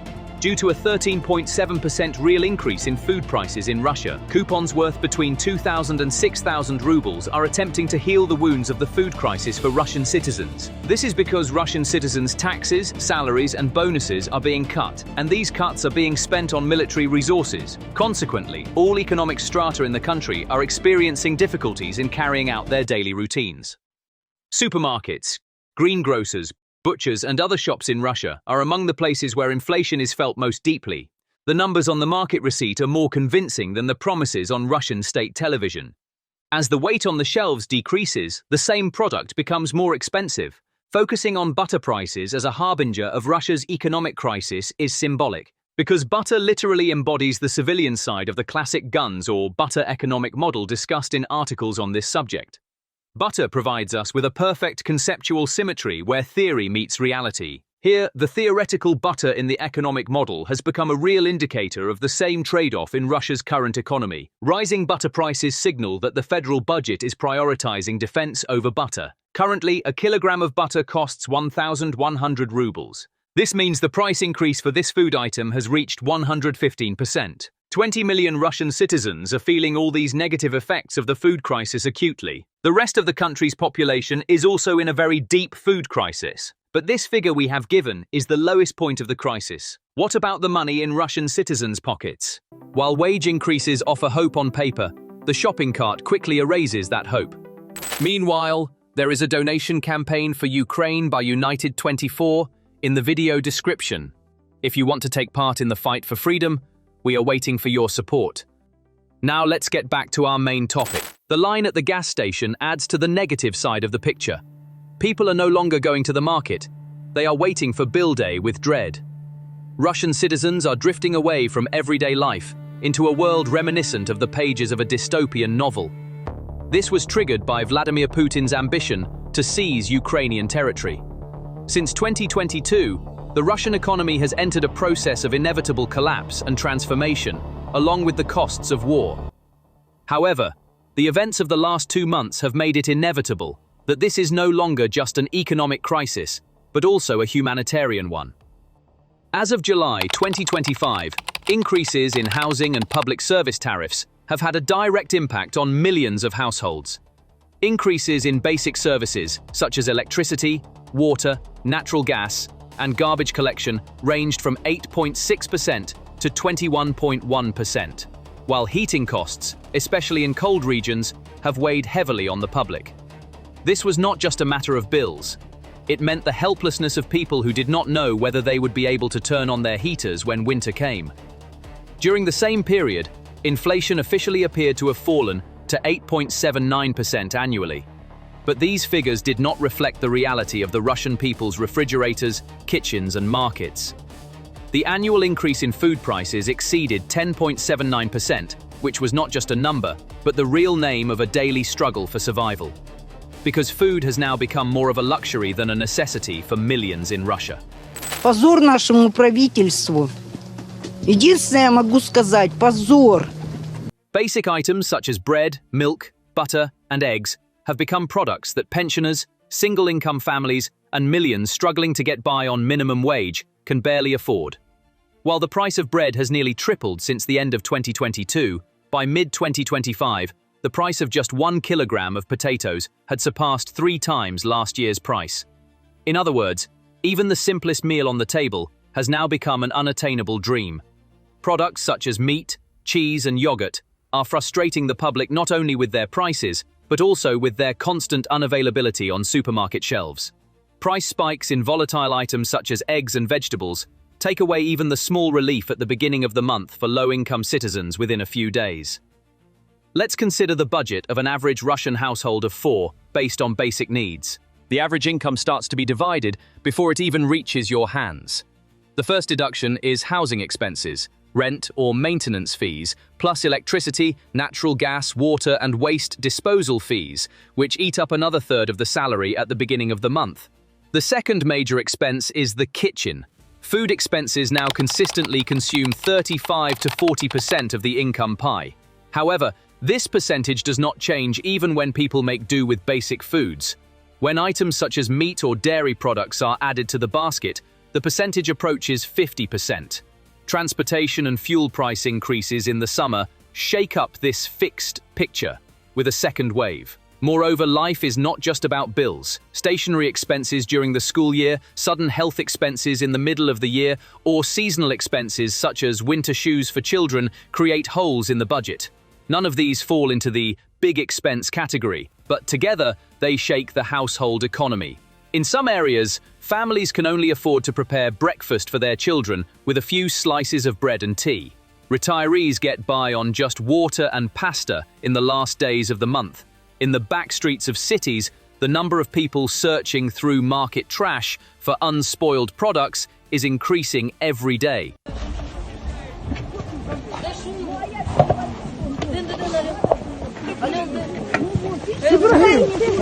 In this kind of subsistence basket, the word savings is erased from the dictionary. It is considered a feat not to put anything aside, but to make it through the month, because a single unexpected bill is enough to ruin all plans. Unfortunately, the solution is not production, but postponement. People are turning to credit cards, consumer loans, and installment purchases. Passing today's expenses onto tomorrow has become a survival reflex. But as interest rates rise, the cost of debt also multiplies. Debt service, i.e. credit and installment payments, has become one of the new fixed expenses for households. When this cycle is not broken, the inevitable outcome begins. The middle class slides downward. Families who once could save, plan vacations, and educate their children are now forced to live day by day, chasing weekly supermarket discounts. Fluctuations in fuel prices have become one of the areas where regional differences in Russia are most clearly reflected. In recent weeks, gas station shelves have emptied and pumps have fallen silent, especially in remote areas. As queues stretched for miles, limits per litre and daily quotas left both private vehicle users and small businesses helpless. Regions such as the Far East, the Southern Route, and Crimea were hit hardest by this wave. Several structural reasons lie behind this harsh wave. Attack-related disruptions in refinery capacity have still not been compensated for. Demand suddenly skyrocketed, with the high driving demand during the summer months and the peak of the agricultural season. At the same time, the export window became attractive and domestic market demand peaked. The result was an internal conflict over every drop of fuel coming out of the refineries. Should it be exported or distributed domestically? Temporary export bans, bureaucratic intermediary restrictions, and central control measures were put in place. However, This only bought time rather than providing a solution. This is because the real problem lies not in production, but in distribution and security. As refineries are hit, logistics centers falter, and freight traffic slows, tensions rise at pumps in rural areas. This fuel shortage has started to feed small-scale black markets. Some stations have explicitly imposed litre limits and applied daily sales quotas. Drivers sometimes had to wait in multiple lines in different cities.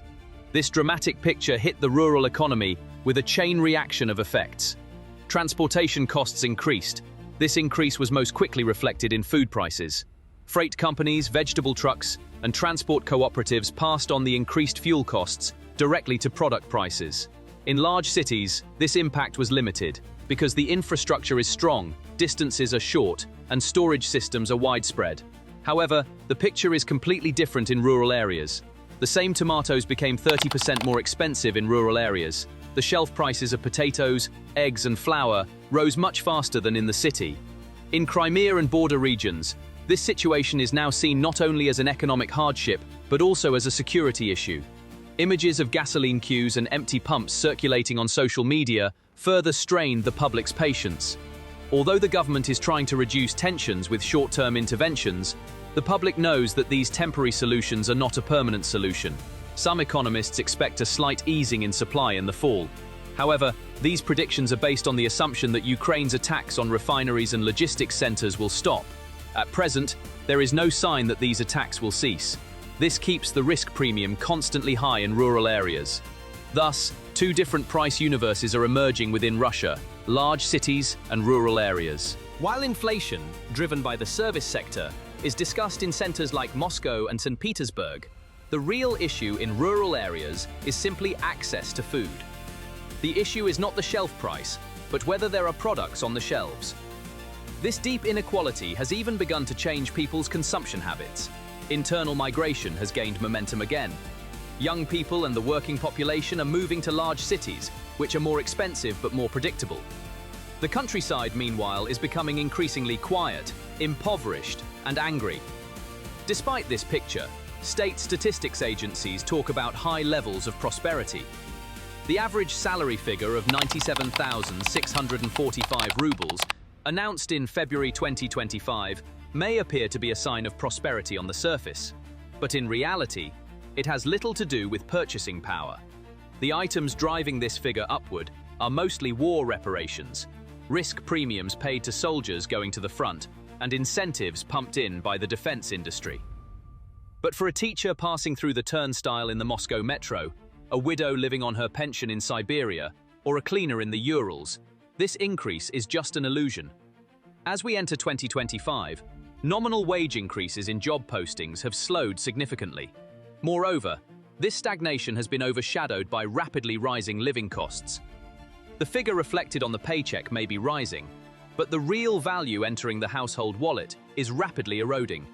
As increases in electricity, water, natural gas, and transportation erode net income, citizens struggle each month to fit a smaller shopping basket and a larger bill into the same salary. Now, the most frequently heard sentiment on the streets of Russia is, "We are working, but we are becoming poorer."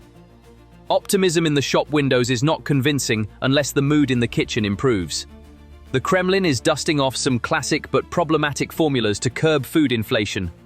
Long-term fixed-price contracts or direct price caps on basic products such as milk, eggs, sugar, and potatoes are on the agenda. These steps may calm the shelves at first, but experience shows that in the medium term, shortages, quality declines, and under-the-counter price increases become inevitable. The supply chain begins to circumvent these restrictions through indirect methods. Weight is reduced, fat content is lowered, and cheap additives are added to the ingredients. The product quietly changes while the label remains the same. Although nothing appears to have changed on the shelves, consumers actually start buying less and lower quality products for the same price. Shrinkflation, or invisible inflation, is the phantom tax of this era.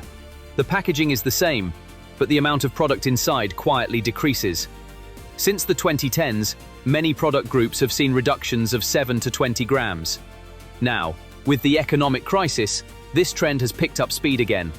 When the packaging crisis erupted after 2022, manufacturers turned to cheaper, thinner, less printed materials. Result: packaging shrunk, Information became harder to access, and content was hidden. By mid-2025, Russian consumers had to start paying attention not only to the price of the product, but also to the cost per gram, the contents of the package, and differences in weight between brands. Because the difference between two yogurts on the same shelf is no longer just about taste, it's a matter of survival. As citizens struggle to survive, another tragic step comes from the Kremlin: food coupons. These coupons are electronic cards given to low-income citizens starting in 2025, allowing state-approved grocery shopping, excluding alcohol and tobacco. Unlike ration cards linked to shortages during the Soviet era, this system aims to tackle inflation-driven poverty and support local agriculture under sanctions. In other words, the Russian food card, the modern version of the food coupon, functions as a digital voucher loaded with state-funded credits. It can only be used at approved retailers for basic, approved grocery items such as bread, dairy products, and vegetables. Food coupons signal to both the public and observers that the state prioritizes survival over prosperity. Unfortunately, the harsh conditions for ordinary Russian citizens do not end there. Fear of a second wave of mobilization runs deep. The first wave, which took place in the fall of 2022, was chaotic and traumatic. The public reaction was so violent that the Kremlin now avoids even using the word mobilization. Instead, governors and factory managers impose unofficial quotas. They use pressure, persuasion, and in some cases, bribes to achieve their goals. Those targeted include debtors, migrant workers with unstable status, men from troubled families, and those too weak to resist. Many are pressured by relatives. Some volunteer to get out of debt. Others go because they have no better option. When they return, they are often exposed to post-traumatic stress disorder, severe trauma, and an environment where violence is normalized. Meanwhile, the labor shortage is growing. Migrants are filling the gap, especially in construction, logistics, and agriculture. This is causing tension. While civil authorities welcome them, security forces take harsh measures, accusing them of everything from terrorism to economic sabotage. In some cities, raids and deportations have become routine. Education has dramatically deteriorated. Teachers are required to give patriotism lessons. Universities have been purged of dissidents. Professors who speak the truth risk being labeled foreign agents and losing their jobs. In technical fields, even attending international conferences can lead to accusations of treason. One of the most fundamental changes since the start of the war is the Russian government's attitude toward its own laws. The Duma now passes laws that are clearly contrary to the Russian constitution, and no one even pretends to care. Courts, once at least nominally independent, now function as the enforcement arms of the executive branch. Cases are no longer about evidence or justice. They are about sending a message. New laws are deliberately drafted with vague language. General terms such as discrediting the armed forces or extremist activity allow prosecutors and judges to interpret them as they see fit. Political opponents are either imprisoned or exiled. Anyone who voices dissenting opinions risks being labeled a foreign agent. This label imposes serious legal restrictions on publishing, education, receiving money, and even personal freedoms. It is a letter of shame designed to isolate and intimidate. For many, it means the end of a career, the beginning of surveillance, and constant fear. Moreover, even the country's elites feel this fear deep down. In pre-war Russia, belonging to the elite meant one thing above all else: security, access to budget flows, freedom from prosecution, a life above the rules. Power acted as a shield, and the higher you climbed, the thicker your armor became. That era is over.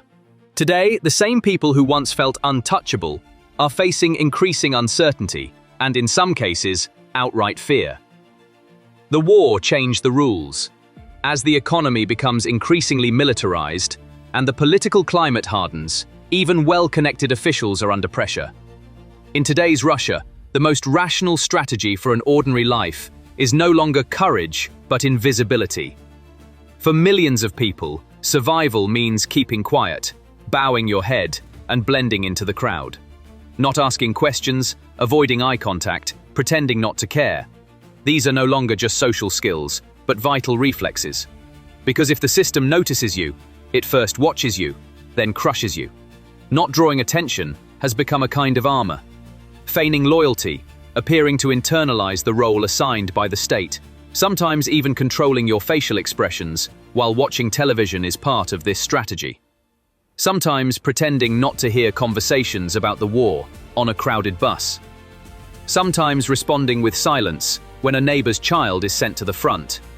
Now, survival depends not on intelligence, but on instinct, not on hope, but on caution. The golden rule for existing in Russia is this: don't let the system notice you. If you found this deep analysis useful, don't forget to like the video, subscribe to the channel, and contribute with your comments. Every like and subscription helps us reach more people with this kind of content. See you in new analyses. Stay tuned. Thank you.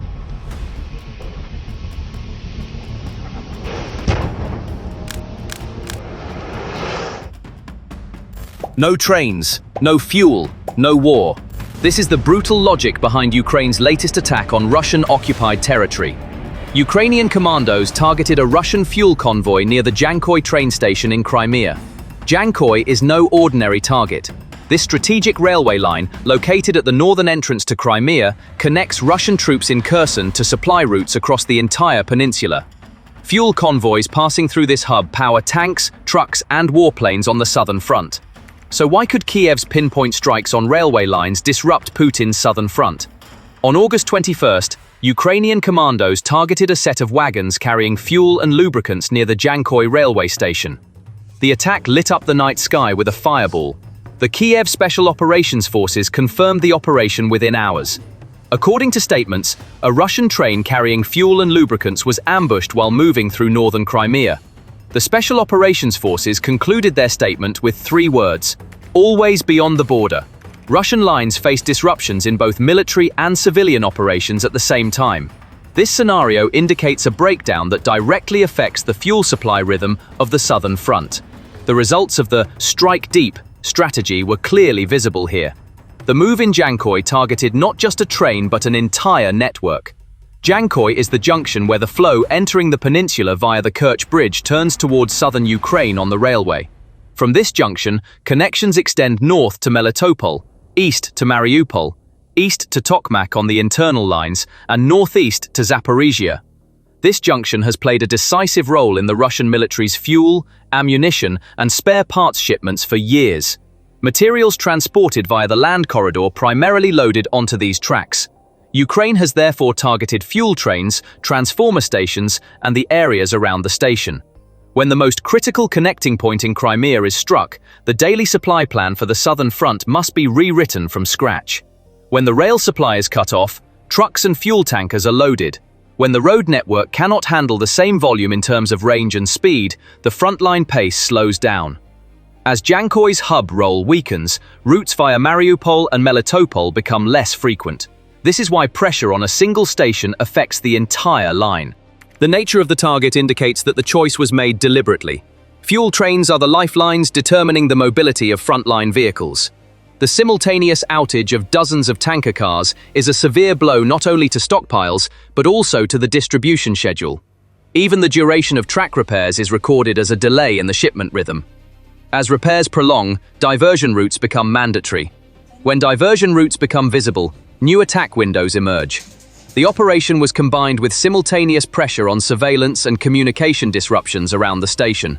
Therefore, it produced not a single incident, but a connected move effect. Meanwhile, infrastructure at different locations was also targeted during the same time frame. The refinery section in Rostov and the GRU facility in Sevastopol were hit. This trio aims to disrupt the flow of fuel from the depot to the front line, both through the pipeline and over the tracks. When the refinery is hit, the production and distribution equation is disrupted.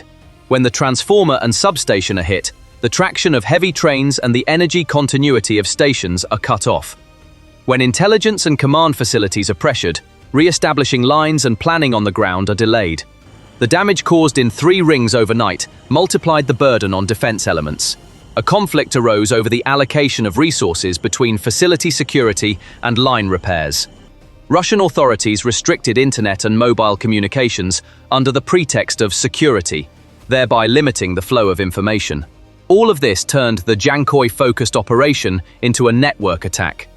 Announcements of indefinite interruptions for mobile internet in Crimea came one after another. The Sevastopol administration and the so-called Information Ministry of the Peninsula issued warnings of prolonged blackouts for security reasons. Such measures affect both tactical communication on the ground and civilian movement. Long outages directly cause disruptions in card payments and ATM transactions. Cash shortages also strain fuel and food supply chains. The public perceives the impact of logistical pressures on daily life in this way. This demonstrates how the collateral effects of a military operation on civilian life can escalate. As blackouts persist, information gaps fuel speculation. Speculation can fuel waves of shopping panic in supply chains. Therefore, internet outages in Crimea are now more than just a security tool. They are an economic factor. The spread of card and ATM issues across Crimea has made the financial impact of mobile network restrictions visible. Delays and interruptions in payment systems have reached supermarket cash registers.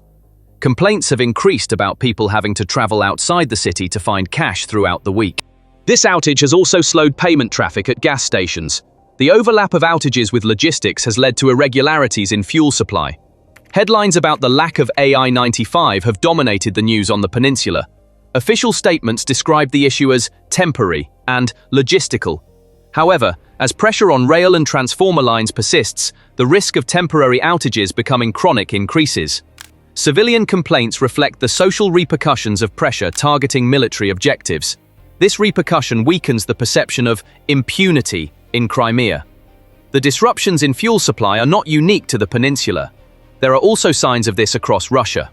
In recent months, refinery attacks and railway disruptions have pushed wholesale gasoline prices to record highs. Even export restrictions and subsidies have failed to alleviate the sense of scarcity in some regions. The difficulties are becoming more visible in remote areas and Crimea.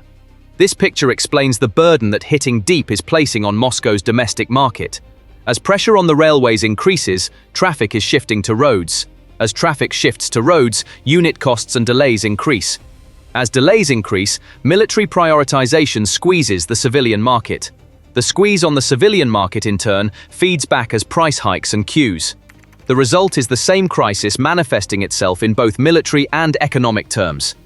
Claims that lines in the Zaporizhia region were closed ahead of the night in Djangoi also surfaced. It was reported that a fuel train was destroyed between Erosion and Tokmak, rendering the tracks unusable. Photos and notes from the field revealed the need for repairs to the line. Even nighttime transport in the region could not escape sensor and drone surveillance. A single disruption on the tracks can trigger a domino effect in logistics plans. When one region is taken out of commission, cargo is redirected to other lines. The cost and duration of rerouting reduce the fuel supply rhythm to the front lines. Pressure on the Crimea and Zaporizhia lines during the same week disrupted fuel balance in the southern front. This simultaneity aligns with a planned network pressure profile. Therefore, viewing the Djangoi incident as an isolated action would be incomplete. Now, let us address the main question. With this level of pressure on the railway artery flowing from Crimea to the south, what alternatives can the Russian army turn to? The first option is to focus on the bridge and road network. This choice increases the number of tanker convoys and fuel trucks. However, convoys mean low speed, visible routes, and increased risk. The second option is to prioritize maritime resupply along the Azov coast. However, maritime drones and coastal surveillance make this route costly as well. The third option is to activate railway bypasses from further north and accelerate repairs. This requires heavy equipment, energy supply, and secure working windows. The strained network cannot sustain this daily. Targeting fuel trains indirectly but effectively reduces the operational tempo of the Russian southern group. The daily consumption of armored units, truck routes capacity, and airbase resupply rhythms all draw from the same source. Disruptions to this source force commanders into risky cost-cutting measures. These savings manifest themselves in reduced maneuverability and sortie rates. Once reductions begin, the initiative shifts in favor of defense. The battlefield reflects this shift through increased drone attacks and reduced artillery fire. Fuel shortages even increase the cost of holding positions. Simple but critical details such as heating, generators, and supply circulation break down. Each breakdown paves the way for the next attack window. To break this chain, the logistics network must be safely re-established. The panic signals coming from within Crimea are also part of this equation. The Ukrainian side's approach is clear and consistent with the data. While deep strikes may appear to target refineries, transformers, railways, and fuel trains at separate points, they all strike the same flow. Each unit hit is a link in the depot line station train convoy chain. The cumulative effect of these links is measured in fuel hours at the front. When hours begin to be delayed, the task cycle of units lengthens. When the task cycle lengthens, the opportunity for surprise and pressure decreases. Decreased pressure creates space for the defense to regroup. For this reason, the outcome of the night in Djangoi is not merely a statistic. It is a cost item written for the next week on the southern front.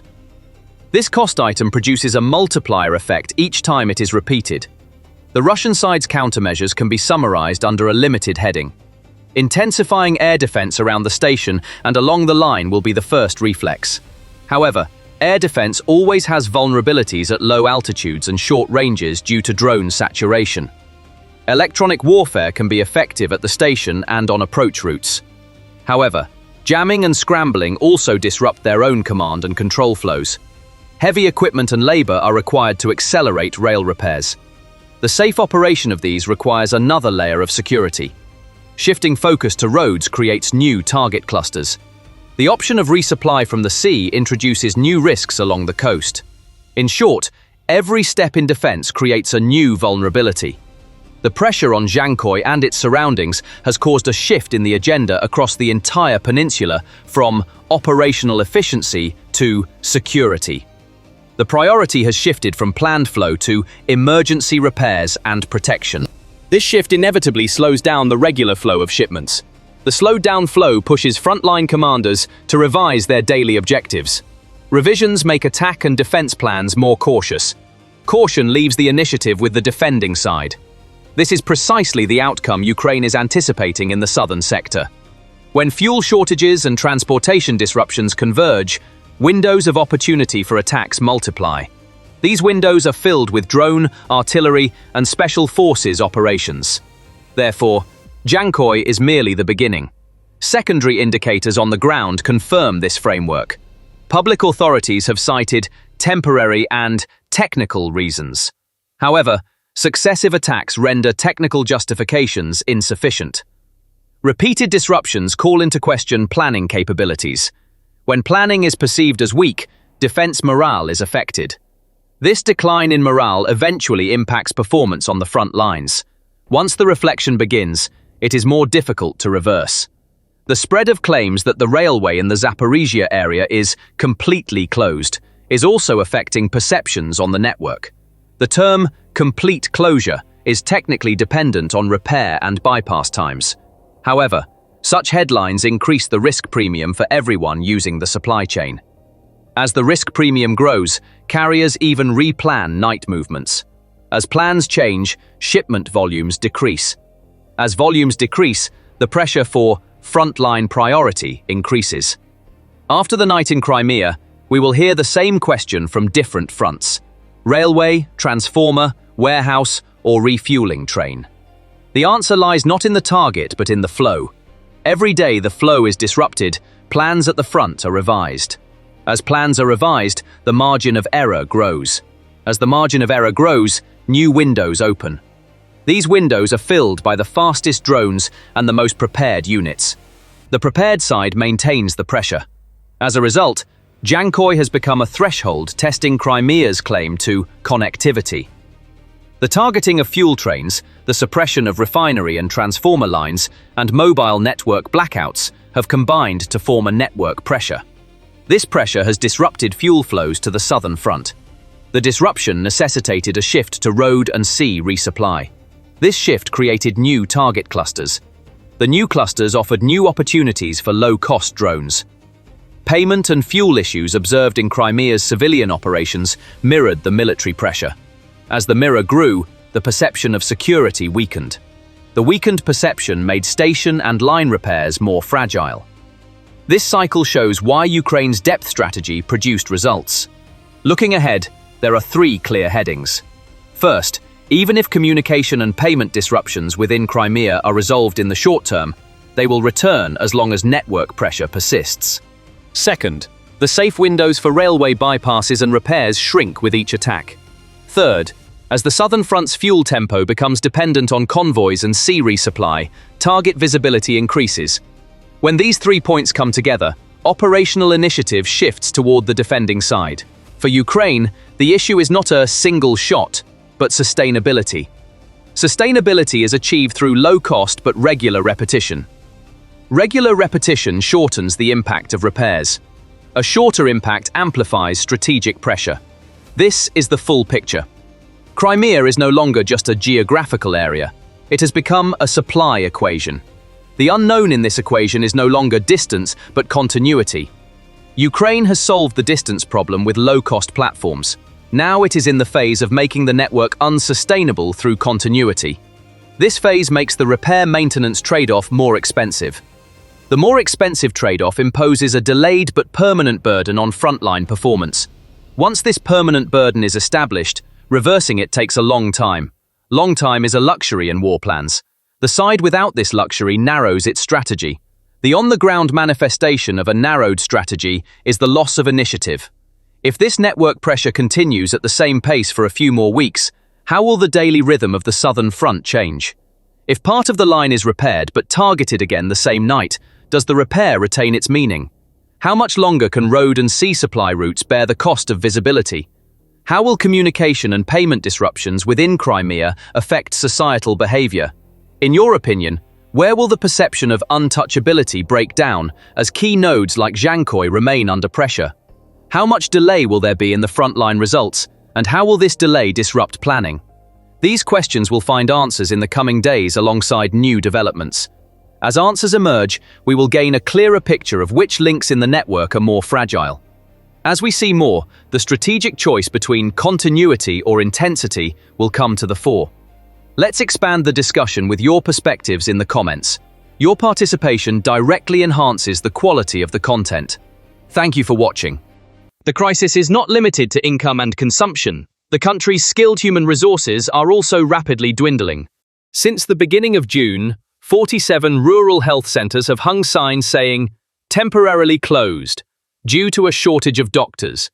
In some areas, the nearest dental clinic is 300 kilometers away, and a farmer writhing in toothache expresses his anger, saying, "Did I not have my teeth pulled to win the war?"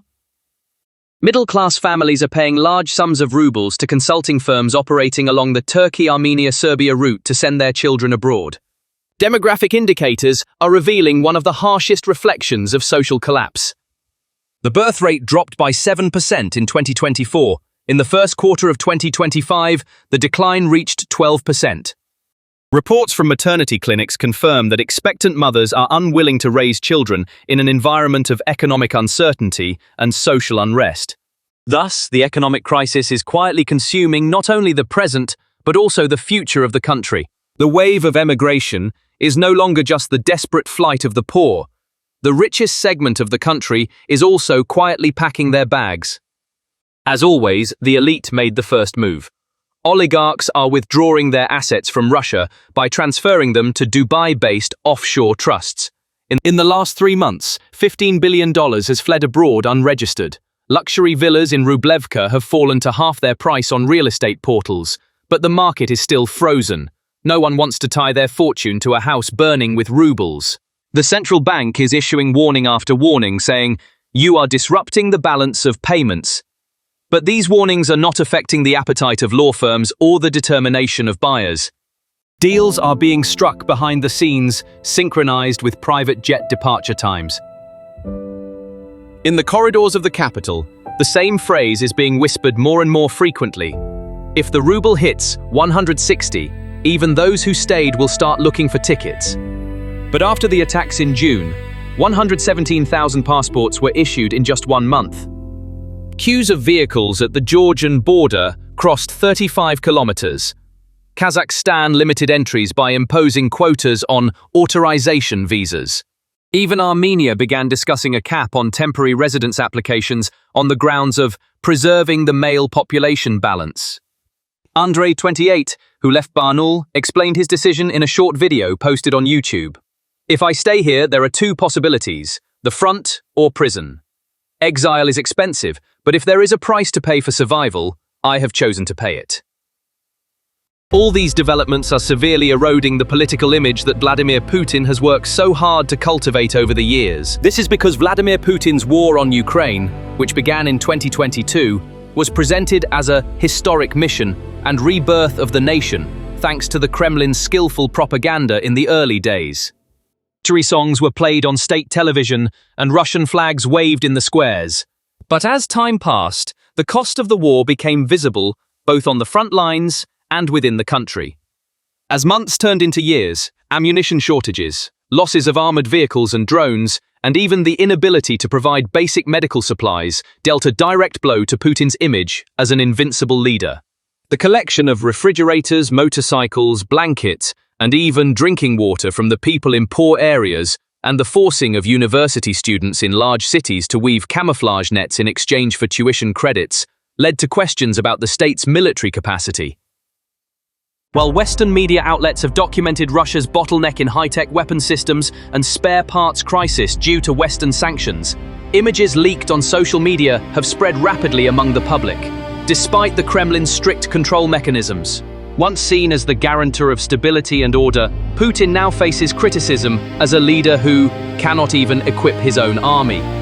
This erosion of his image is narrowing the Kremlin's room for maneuver in domestic politics. As the living standards of the people are rapidly declining, the financial burden of the war is increasing day by day. Although this situation does not directly translate into victory for Ukraine, it does create a significant strategic advantage. Disruptions in the logistics chain on the front lines are eroding the Russian army's ability to carry out planned offensives and defenses. Ammunition supplies are delayed, armored units are immobilized while waiting for spare parts, and health and ammunition depots behind the front lines cannot be adequately supplied. The shortfall in the Kremlin's war budget is raising questions about its ability to finance long-term operations. This is buying Ukraine time and giving it the opportunity to use military and financial aid from the West in a more planned and effective manner. The Kremlin now has two remaining weapons: fear and the currency. Fear is fueled by tightened laws, police pressure, detentions, and long prison sentences, while the currency is temporarily managed by the central bank's reflex to print money. But both tools are like time bombs. The more fear is suppressed, the greater the pressure builds within society. The rubles printed fuel inflation, and the money in people's pockets rapidly loses value. State television may say that everything is under control, but the empty shelves in supermarkets and constantly changing price tags send a clear message to citizens on the street: out of control. Air raid sirens have become a psychological barometer measuring the country's mood. Each alarm sounds like a hammer blow, eroding the ruble further and adding new cracks to the wall of people's patience. The fear fueled by the Kremlin's stick policy is backfiring like a chemical reaction. History has shown this cycle many times.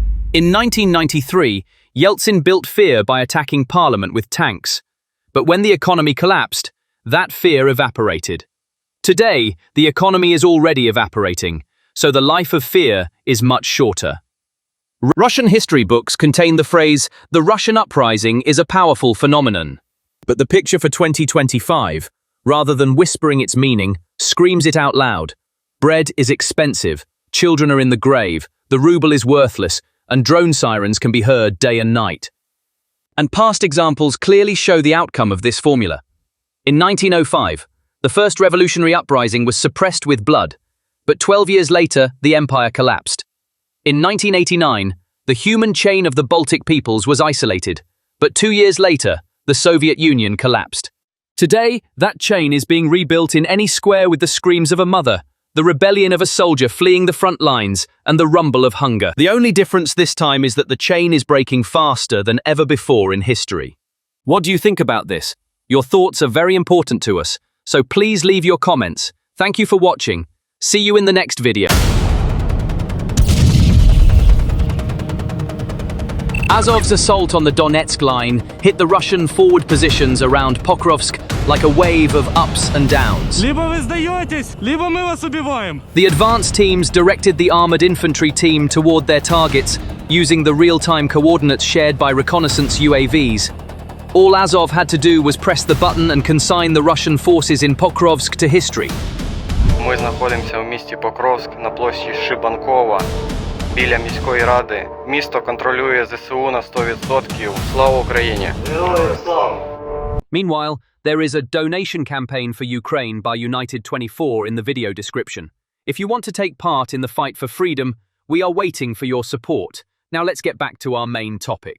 The coordinated attack seen in the drone footage simultaneously struck Russian trench entrances, supply points, and machine gun nests in the area. Fire was maintained without interruption, and transitions between positions were completed before counterfire developed. Within minutes, footholds were secured at 2 separate points, and the escape routes of the Russian forces forced to retreat in Pokrovsk were locked down by the second wave. Azov elements used drones as a fire and reconnaissance screen without leaving the infantry column exposed. The description on the ground showed the following without exaggeration: coordinates, duration, accuracy, discipline. As soon as the first layer of Russian defense in Pokrovsk was broken, sabotage teams in the flanking sectors had to cover their retreat with smoke. The attack focused on cutting and narrowing the existing Russian salient rather than opening a new breach in the defense line. Thus, Azov's first move targeted not the width of the line, but the breathing space of Russian forces. In fact, before all these operations, the Pokrovsk-Dobropilya axis had appeared to be a tactical opportunity for the Russians in the middle of summer, but it had produced weakness when they couldn't maintain their pace. ISW updates recorded that Ukraine had gained ground around key settlements such as Volodymyrivka and Mikhailivka. Global media sources reported that Ukrainian counterattacks cut off 2 Russian prongs around Pokrovsk and pushed the line back. This picture showed that the Russian army's broad encirclement plan in Pokrovsk-Dobropilya had cracked, and the salient was squeezed into a narrow pocket. Simultaneous pressure applied by Azov on the northern and southern flanks of the Pokrovsk line shortened the route of Russian troops and put fortified crossings at risk. Ukrainian forces conducted the battle in the pocket with a logic of clearing and locking, leaving advancing attack waves without logistics. Long-range precision strikes were shifted to depots and staging areas in the rear. This disrupted the forward line's fuel, ammunition, and evacuation rhythm. Controlled compression, rather than rapid advance, reduced losses while solidifying the ground. This method aligned with the goal of depriving the encircled Russian forces of options. Field reports and official announcements pointed to a cluster of 6 settlements in Donetsk being liberated or entered by the Azov Battalion's operations. The directly confirmed triple core was Zelenyi High, Mikhailivka, and Volodymyrivka, and a counter-offensive for Novomikhailivka was reflected on the ground. Additionally, Ukrainian army positional gains around Novokonomichna and tactical entries into Mern entered OSINT and corporate reports.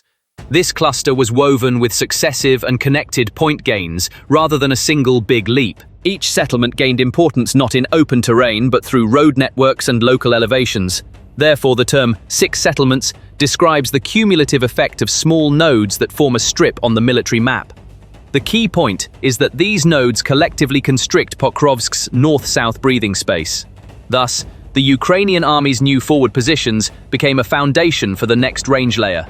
The Ukrainian command also framed this advance not as a broad offensive, but as a limited yet target-oriented recapture. This definition imposes a sustainable tempo and logistical realism on the force. Azov's role, meanwhile, was not just a frontline assault, but the construction of a drone-centric, close reconnaissance, close destruction corridor.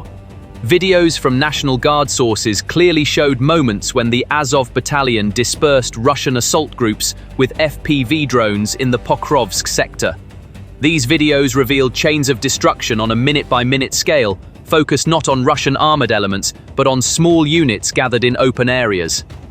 At the same time, IR and EO cameras were seen marking underground shelter entrances. This marking was completed not with classic artillery adjustments, but with the final approach decisions of the FPVs. The clearest difference seen on the ground was in the speed of target matching through the shared channel use of UAV operators and infantry. Ukrainian drone operators caught a Russian military convoy or gathering before it dispersed and completed the strike without waiting for a second wave. This flow concretized the loss-reducing benefit of keeping the sea-decide strike cycle short. The methods used by Azov were linked to procedures that backed up short-range data transmission, even in an RFEW-dense environment. Therefore, engagement remained sustainable under the authority of the nearest operator, even during electronic suppression. Meanwhile, the intensification of fighting in a 10 to 15 kilometer band north of Pokrovsk showed that Russian defenses were retreating piecemeal rather than in a linear fashion. This band consists of rural settlements and small plains, within short distance of supply routes. Ukrainian forces operated not from trench to trench in this area, but from trench cluster to trench cluster. Thus, rather than expecting a single breakthrough with a single outcome, a gradual pushback was preferred. The pressure in the north was supported by a coordinated movement in the south, near Mikhailivka. This coordinated movement forced the Russian flank to make decisions in two directions simultaneously. The wrong decision either prolonged resupply or closed the window for a counterattack. Therefore, Russian forces were forced into a gradual withdrawal rather than holding their ground. Ukrainian forces, meanwhile, locked in new lines by repeating the short-range clear and hold template. This lock-in created a front line that remained unshaken in the first hours of the counterattack. The surprise infiltrations on the Dobropilya line also showed how an advance that couldn't maintain its momentum broke down after the first 48 hours. When mechanized follow-up fails to materialize, a breach transforms from a tactical gain into a strategic problem. Ukraine filled this void with Azov and other elite units, turning the tide. Part of the new gains seen on the ground were made possible by closing this breach window. The recapture did not happen spontaneously, but through a planned series of cuts and locks. The Ukrainian command extinguished the surprise fire by establishing a defense-offense balance in the same language. Reinforcements from flanking sectors absorbed the accumulated Russian pressure.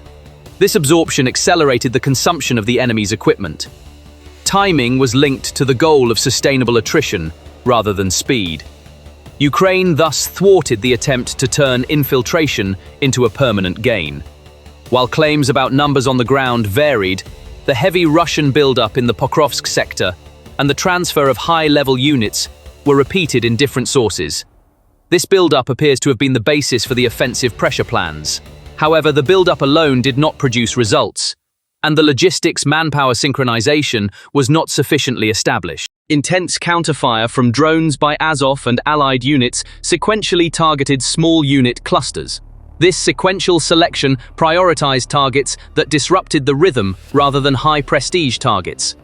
Thus, in Pokrovsk and even across the Donetsk region, supply and regrouping flows in the rear were narrowed. Disorder occurred not at the front line, but behind it, and this disorder came to the fore. The Russian plan remained a truncated U rather than a broad O. Ukraine, meanwhile, did not stop at separating the two arms of the U, but narrowed its interior. This scenario increased the cost of massing and reduced the effectiveness of reinforcements. Azov's pattern of behavior on the ground was to combine the drone infantry fire triad in a single conformation. The FPV strikes in the National Guard footage scattered the advancing attack arms within minutes. Trigger delays were reduced by bridging weak signal moments with a short-range antenna repeater arrangement. The opposing side's UAV adaptations based on repeaters and fiber optic lines continued to be monitored as a separate threat. This threat attempted to put pressure on supply and main routes from further behind. The Ukrainian side fragmented its road networks and turned to alternative route planning. Azov maintained a short-run, short-strike pattern in the narrow streets of the settlement periphery. This pattern chose intermittent progress in closed terrain rather than spreading out in open areas. This choice prevented armored elements from becoming exposed targets. Therefore, armor was used safely and limited to a lever role rather than a striking role. So why did the Azov battalion and the Ukrainian military units assisting this group try so hard for Pokrovsk in Donetsk? Operationally, Pokrovsk's tactical value is explained by its focus point in the railway and road network. This focus acts as a lifeline to the Kramatorsk-Slovyansk defense line in the north. The Russian encirclement plan had to extend its arms to cut this lifeline.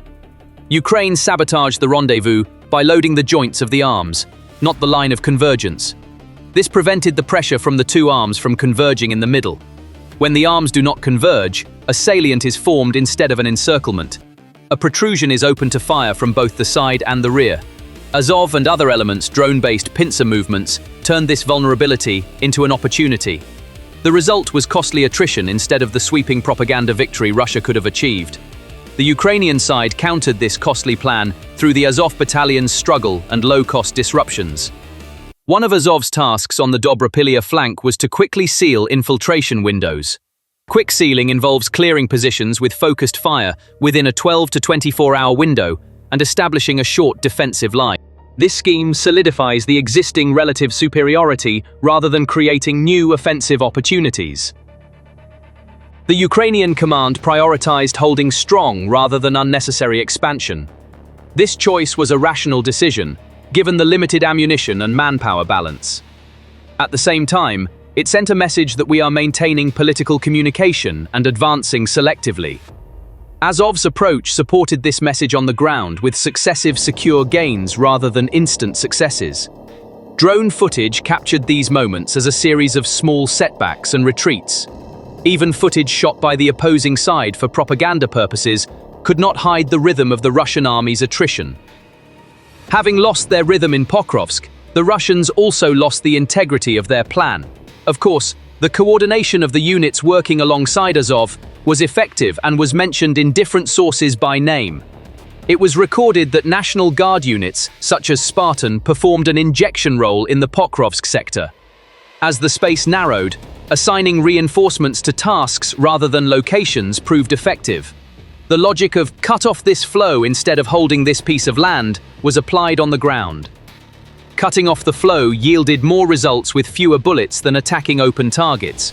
Therefore, empty intersections and closed roads produced results as much as images of destruction. Azov made these network disruptions sustainable with small drone cells. Target selection was based on mission value rather than vehicle type. This allowed the same ammunition to have a greater impact on the logistical hub. In short, priority was given to where to strike, not what to strike.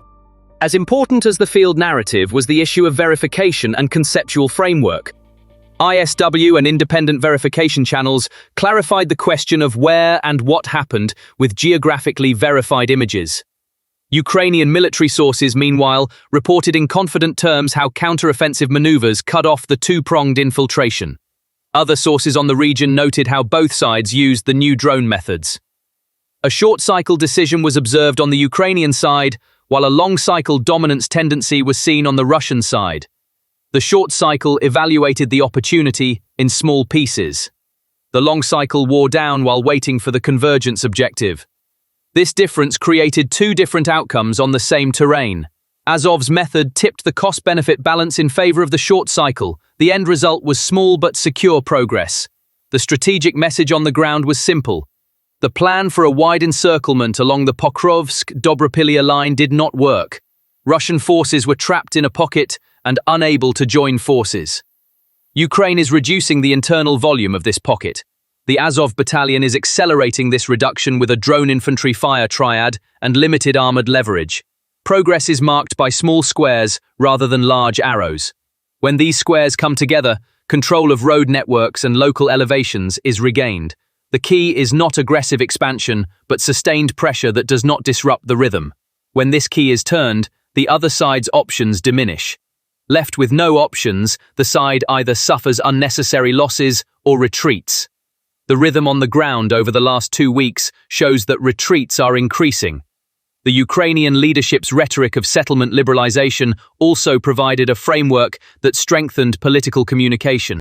Zelensky's emphasis on the most difficult sector for the Pokrovsk-Dobropilya line explained the cost of tactical successes to the public without hiding anything. This explanation also sent two messages to the coalition of support. First, the war is not a stalemate, and gains on the ground are possible. Second, these gains are not extensive and risky, but limited and sustainable. Therefore, continuity of supply is more valuable than one-off packages. Azov's performance on the ground demonstrated the value of this continuity. As long as the flow of ammunition and electronic support is not interrupted, small gains are likely to accumulate. Rather than waiting for a single major breakthrough, the sum of small gains should be preferred. The Pokrovsk-Dobropilya rhythm has signaled that this sum is growing confidently. Risks are not absent in the next phase, and they are grouped under concrete headings. First, it is possible that the Russian side will attempt another speed test with concentrated glide bombs and FPV packages. Second, EWGPS pressure can create interruptions at certain moments, despite short-range controls. Third, backup manpower planning may increase the risks of keeping the same units in continuous rotation. In addition, fragile points in the road network may weaken again due to precipitation and fatigue, and interruptions in the long-range ammunition rhythm may slow down the advance of small squares. The answers for Ukraine to these risks are also clear. UAV FPV production and operator training should be increased, and short-cycle decision support software should be widely adopted. Secondary routes for road networks should be prepared in advance, and material stocks should be gradually transferred to nearby nodes. Unit rotations should be planned in short periods, but with overlapping shifts. Azov's current response on the ground is a validation of a method in the bigger picture. At the heart of this method lies low-cost but high-precision engagement. Capital-intensive platforms emerge as a striking lever when the risk is low. The big picture changes with the sum of small gains. The Pokrovsk Dobropilya series provided a concrete set of examples proving this.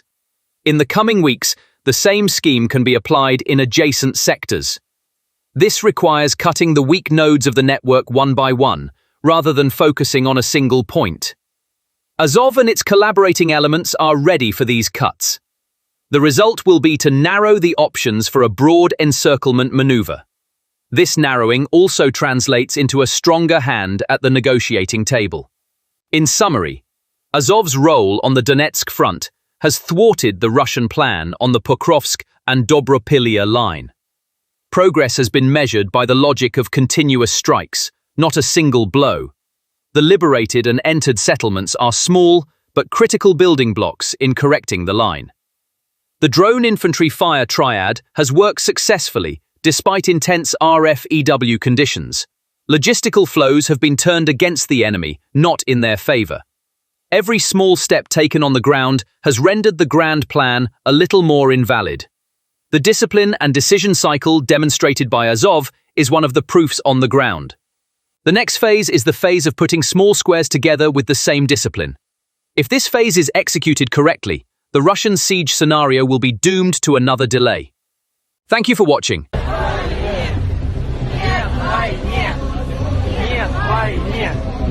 The Russian elite is preparing for a post-Putin Kremlin, while also looking for ways to escape from Russia during the current war.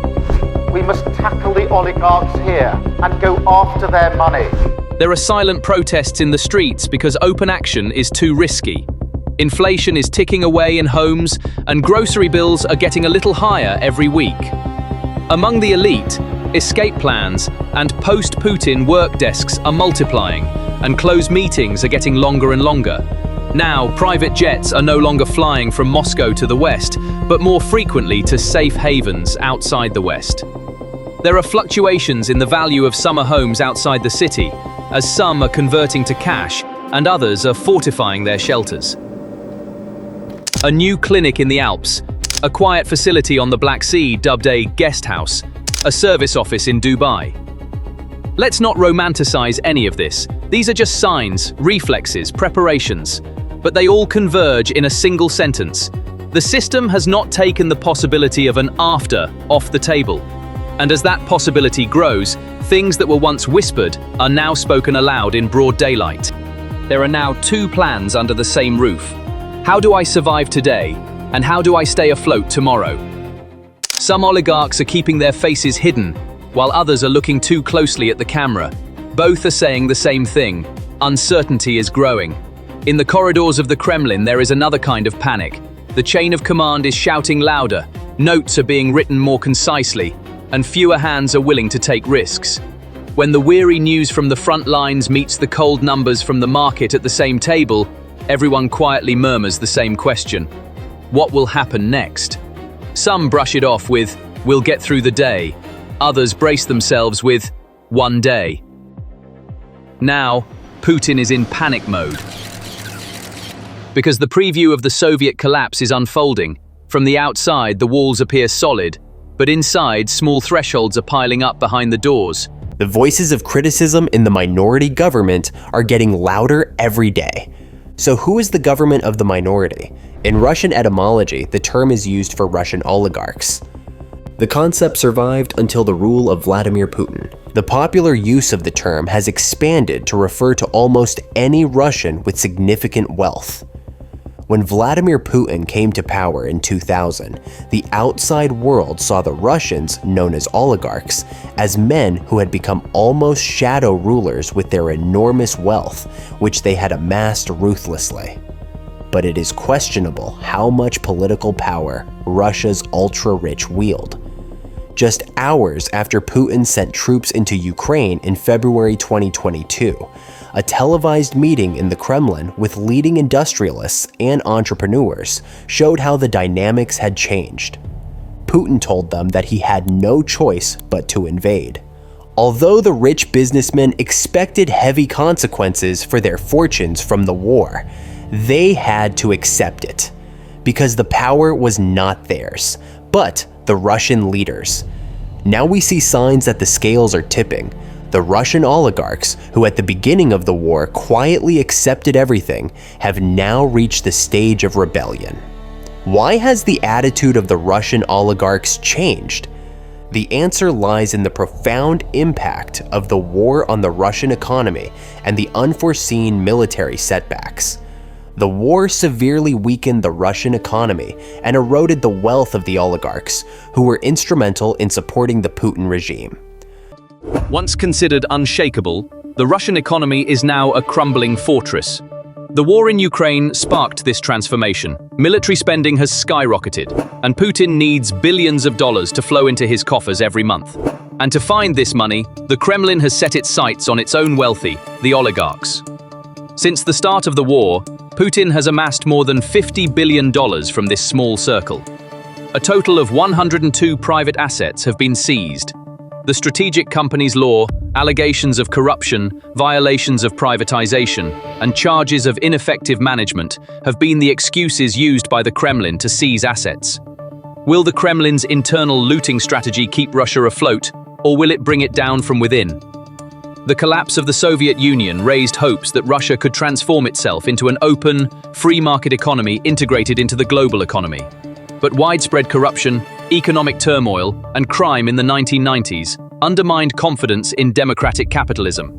When Vladimir Putin stepped through the heavy doors of the Kremlin in the early 2000s, the country was literally a new class of oligarchs was born during this period.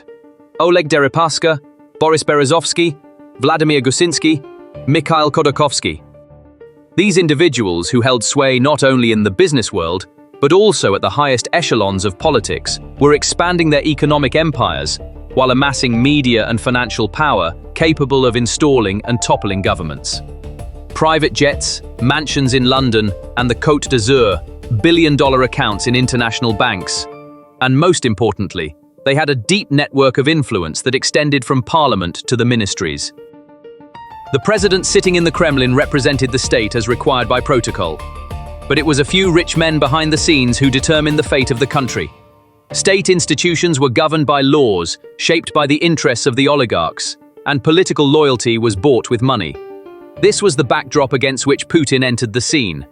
When he took the presidential seat in 2000, his first message was clear: the state will be a state again. He warned the oligarchs, stay out of politics, mind your own business. This created a short-lived, silent agreement between the parties.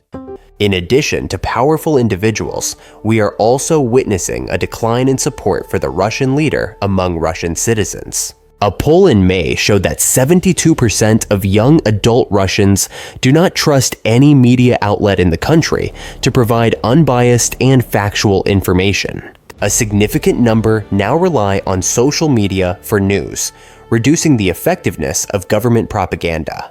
As trust in Putin declines, so does his image as an unquestionable leader. The combination of economic distress, military setbacks, and growing domestic unrest is creating a perfect storm that threatens to upend his regime. Business elites and mercenary leaders, once pillars of his support, are now reassessing their positions.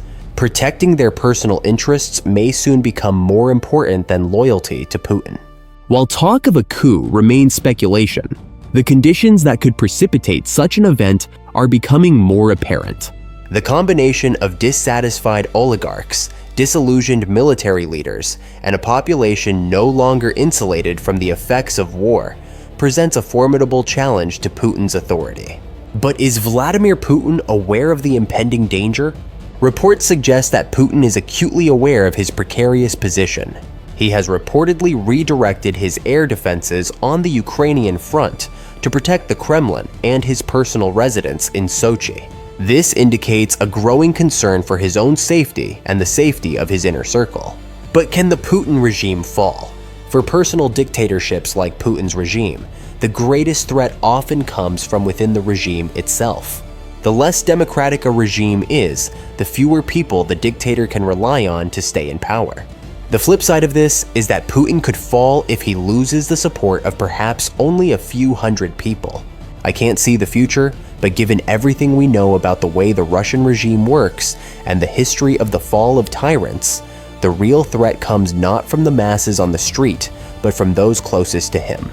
What would be the most favorable scenario for the transition of power in Russia? And in terms of possibilities, is a peaceful transition of power or democratization possible? We have to distinguish between the most likely scenario and the most desirable scenario. The highest chances of creating a sustainable democracy are realized by overthrowing dictators through nonviolent methods.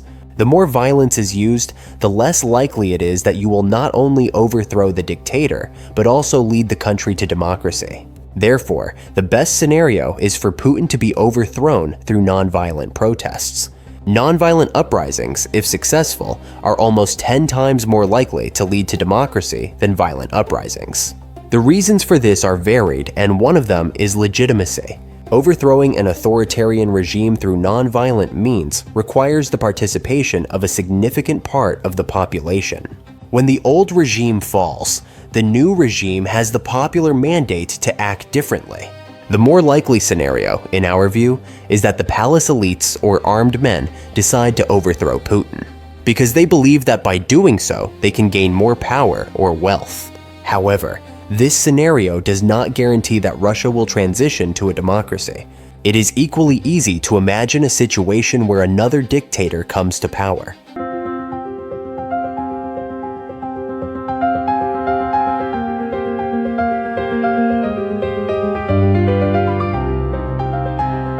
As long as the oligarchs did not cross the red lines drawn by the Kremlin, they were able to protect their wealth and continue to grow in the shadow of the state. In return, Putin provided them with legal protection and a stable business environment, and the country's economy grew steadily, partly due to high oil prices. The Russian leader saw the economy grow from $200 billion in 1999 to $1.8 trillion in 2008. According to International Monetary Fund data, the economy reached $2.3 trillion between 2008 and 2022. But this balance was fragile and cracked at the first opportunity. As Putin rebuilt the state around his own authority, he began to see these parallel centers of power as a threat.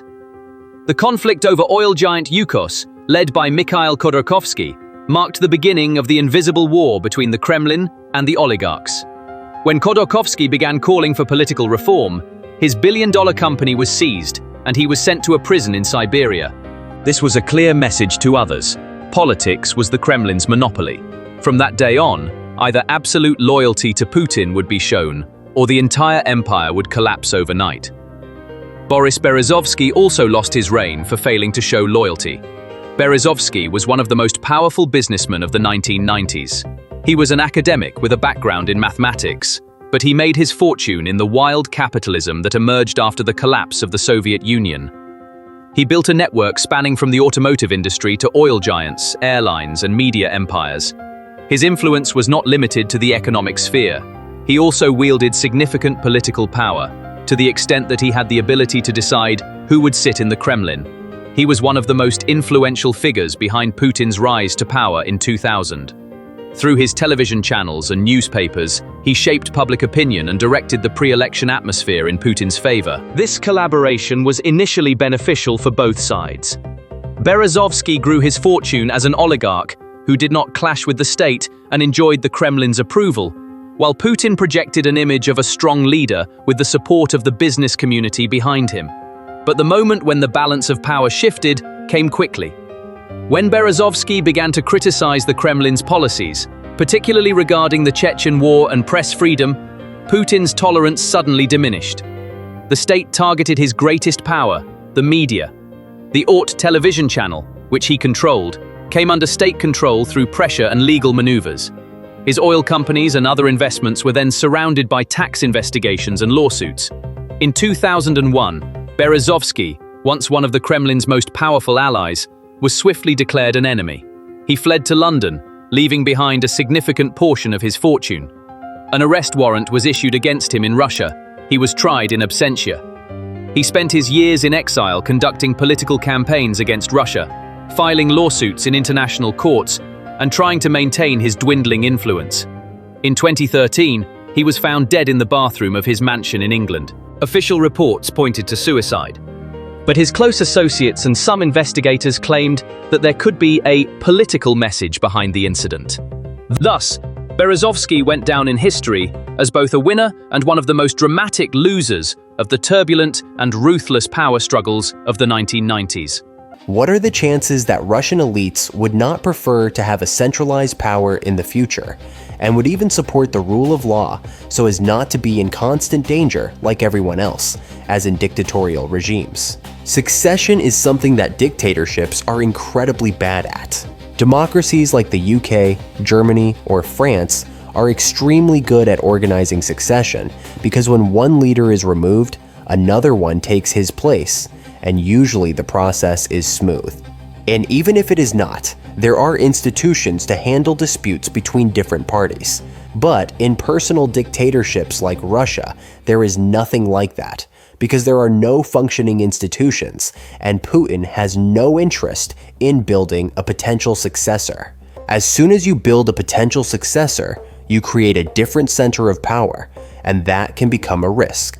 This is not a new problem. It has existed throughout history. Even monarchs in the Middle Ages struggled with how to organize succession effectively.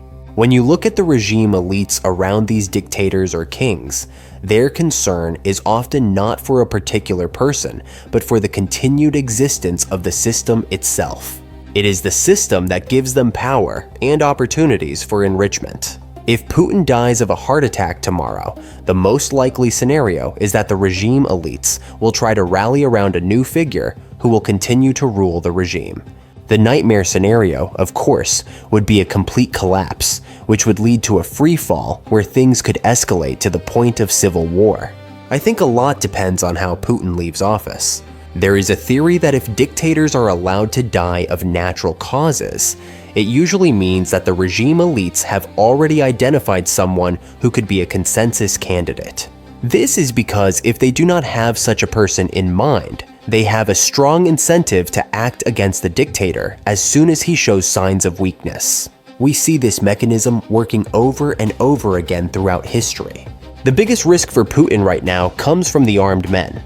Propaganda can convince many people of many things, but if the Ukrainians gain the upper hand and push the Russian army back, I can imagine a scenario in which the armed men realize that all this fighting and killing has been in vain. In that case, Putin could be deposed by his own soldiers or mercenaries. We have already seen periods of instability. Wagner's march on Moscow seemed very unlikely until it happened. So, unforeseen events happen all the time, and these things are incredibly difficult to predict. Another scenario that could cause Putin serious problems is if he suffers from health problems. Dictators often go to great lengths to hide their health problems, not only from the public, but also from the palace elite. The reason is simple: expectations matter. If you are one of the people who keep Putin in power, you are not only interested in what happens today, you also think about what will happen tomorrow or a year from now.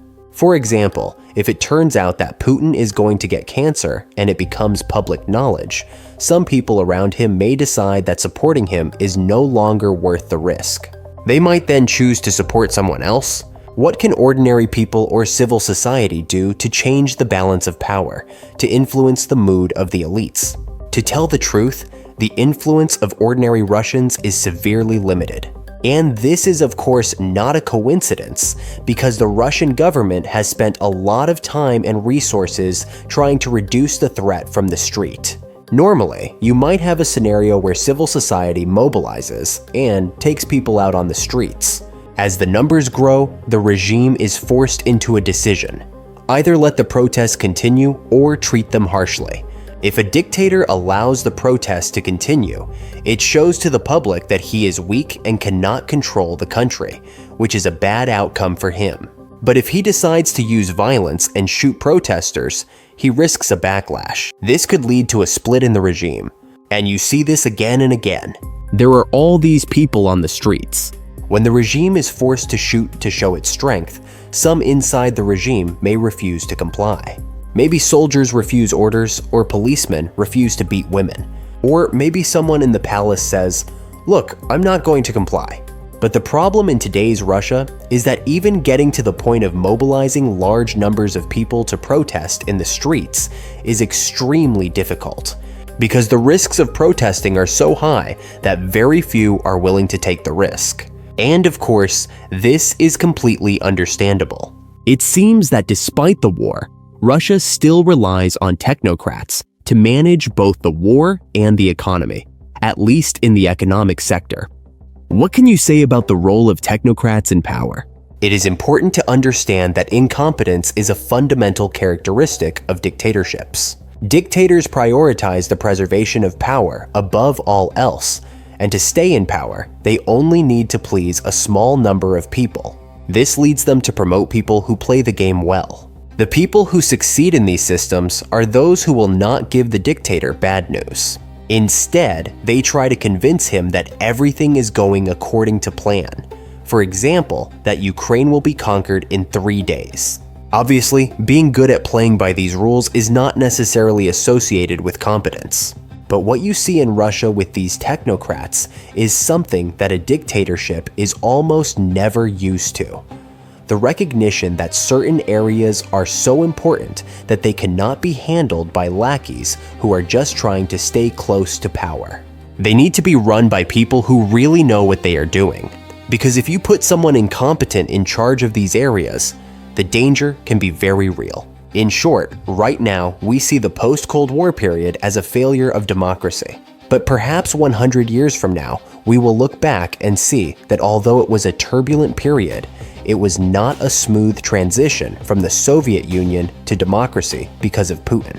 However, this period can be seen as planting the seeds for a sustainable democracy in the end. So, what do you think about this issue? We would appreciate it if you indicate in the comments. The pace of European security architecture has accelerated amid tensions between Washington, Brussels, and Moscow. U.S. factory was hit in a Russian airstrike in Ukraine. What's your reaction to that? I'm not happy about it. There are two concrete cases that have raised the stakes. On August 20, a Russian drone exploded on NATO territory in the Polish village of Ossini. And on August 21, a flex facility owned by the US was hit by Russian missiles in Mukachevo, western Ukraine. Poland's defense minister described it as Russian provocation. The prosecutor's office shared findings pointing to a Belarusian direction. When US property is targeted, the question of how to respond automatically comes to the fore in Washington. Indeed, the debate in the US media and institutions over how this strike, carried out while peace talks are ongoing, will affect the language at the negotiating table has intensified. At this point, it is essential to draw a line. The physical damage to a factory does not, on its own, determine the course of the war, but it accelerates the political clock. Despite differing messages at the presidential level in the US public sphere, the phrase "US property was targeted" produces a single outcome within the bureaucracy. A broader security package becomes legally and politically legitimate. Indeed, shortly after the incident, the headline "Trump is not happy with this attack" was published directly. This statement may appear soft in domestic political language, but in Washington, not happy means it's on the radar, a response will be given. Trump's statement, "I am not satisfied," must be read correctly here. In domestic politics, this may appear to be soft language. However, in the US bureaucracy, "I am not satisfied" means accelerate the options to the technical wing of the executive branch.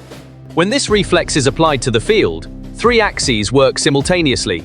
Long-range firepower that will make Ukraine's deep targets risky, a layered defense mass that will protect the airspace, and mechanized armored and training components that will produce decision superiority on the front lines. Two shelves are realistically on the table for deep strikes: ground-launched precision munitions and air-launched cruise missiles. On the ground side, a mix of ATACMS family variants is decisive. The M39A1's steel-cased deep payload creates area pressure on air defense batteries, parked aircraft, dense equipment clusters and logistics in open areas. Derivatives with unitary warheads, such as the 300-kilometer range M48 or M57, are effective against point targets such as bridge abutments, secondary fuel depots, shelter entrances and command centers. The 300-kilometer range version covers most of the logistics nodes in northern Crimea, central Donbass, Kursk, Belgorod. Relaxing partial targeting restrictions doubles the political significance of this range. The trio of rear area fuel, rail intermediate depots, remains under constant pressure day and night. The ERGM-LRS's 150-plus kilometer class and one-shot, one-target economy forces stockpiles just behind the front lines into constant movement. This movement increases the decision windows captured by Ukrainian UAVs. If the political ceiling rises further and selected derivatives of the PRSM family, range 500-plus kilometer, come into play, the command nerve endings of the A2AD network on the Crimea-Rostov axis and the logistical lifelines around Kerch come under permanent threat. This makes the strategic claim of holding Crimea mathematically costly. The US can organize its allies on the air side. An increase in the number and tempo of Storm Shadow scalp strikes would give Ukraine the ability to deliver surgical strikes against hard underground targets. When used in combination with radar jamming and decoy targets during periods when Russian air defenses are stretched thin by training and maintenance programs, command shelters and ammunition depots become visible at any moment. If Berlin unlocks the political lock, Taurus provides higher penetration than Storm Shadow against targets with large section bridge piers and thick concrete masses. This means that land transport, the Chonhar-Armyansk E-105 Kerch chain, can be cut off in succession. The combined effect of these families forces Russia to thicken its air defense layer around Crimea-Azov. The thickened layer produces thinning in other sectors. Each thin sector represents a new window for HIMARS, ATACMS, ERGM-LRS. The second ring in the US dimension: intensification of air defense and the air picture. Patriot rotations, AMRAAM supplies, electronic warfare support, sensor data sharing, and air-ground kill chain integration. These headlines will reverse Moscow's forcing the issue at a high-cost strategy, even if a brigade does not deploy to the field. Because it is not the firing of the expensive Patriot that deters, but its mere presence there. Deterrence is not concrete, it is tempo. When the tempo increases, the strategic value of cheap platforms decreases. This is precisely why Mukachevo is not just a factory, it is a notch that increases the tempo. The SAID-DAID layer is the real multiplier of F-16 operations. Increasing the number of HAR munitions with more advanced versions, false target, decoys, mold-class decoy jammer, and redundant targeting networks challenges the radar discipline of S-300-400 batteries. When the radar shuts down, an air corridor opens, and the opened corridor reduces the close approach risk of Storm Shadow scalp. Adding AIM 120C78's density and Link 16 network umbrella to F-16s narrows the approach profile of Russian A-50U patrols. This means a wider eye for Ukraine's air picture and a shorter window in the Russian bombing profile. As the air picture becomes clearer, the target refresh rate of HIMARS ATACMS fire increases. This rate eliminates the luxury of living without moving for Russian air defense. Another axis is land elements. The combined deployment of M1 Abrams and M2A2 Bradley in the mechanized armored component produces decision superiority on the front. The Abrams thermal sight package and stabilization capability increase the likelihood of being first to see and first to strike. Active protection and reactive armor improvements increase the likelihood of survival against top-attack FPV, Stugna-class threats. The Abrams is effective not as a lone attack coach, but when used in conjunction with the Bradley Infantry Engineering UAV-I. The M2A2's 25mm armor-piercing ammunition and TAOW-2AB ATGM create a clearing strip in close and medium-range tank hunting. Dismounted infantry quickly establishes a foothold within the trench networks. A small drone swarm clears the next intersection. This combination extinguishes Russian mechanized assaults further back in defensive lines, while accelerating Ukraine's tactical level pincer maneuvers. As Bradley density increases, Russian forces experience armored suspension engine track wear and tear and daytime immobility syndrome. This disrupts the logistical rhythm. Training and institutional capacity determine the impact factor of each platform deployed. Combined combat training periods implemented by the US at Grafenwohr Hohenfels can deliver accelerated packages of modules such as fire support coordination, air-ground kill chain integration, and maintenance supply cycle management to brigade battalion personnel. The UAV and counter-UAV heading plays a critical role in the cheap response to cheap pressure principle. New blocks of Switchblade 600-class heavy loitering munitions provide a low-cost aim-weight strike cycle against armored and command vehicles 40-plus kilometers behind the front lines. Phoenix Ghost and its derivatives spread pressure day and night. This breaks Russian FPV saturation attacks. This extends the life of fortifications and forward supply lines. Every hour gained feeds the target confirmation cycle of the F-16 ATACMS Storm Shadow chain. Engineering and breaching kits complete the armored mechanized package. The M58 Miklik maintains speed in mined areas. Heavy bridge systems, tactical bridges, tracked bridge vehicles prevent the assault momentum from dropping in narrow water obstacles and trenches. If mine detection is integrated with MATV-class EOD vehicles and mini-UAVs in the field, losses decrease. This makes the Russian side's field filling and remining tactics temporarily costly. If the cleared corridor is used quickly, the Russian artillery's counter-battery window closes. After the attack, there were open calls from US security circles. Retired US Army General Jack Keane said the option of deploying a US brigade to Ukraine, with European armies remaining in the backbone and the US taking on logistics, intelligence, and management functions, should be put on the table. This is not a decision. Ukraine has once again defied expectations. One of Russia's most critical supply lines has been struck from an unexpected direction. 800 kilometers away, far from the front lines, the supply chain crossing the Caspian Sea has collapsed. The target was a cargo ship loaded with Shahed-type kamikaze drones from Iran. A single hit, a single ship. But the impact threatens the entire supply line.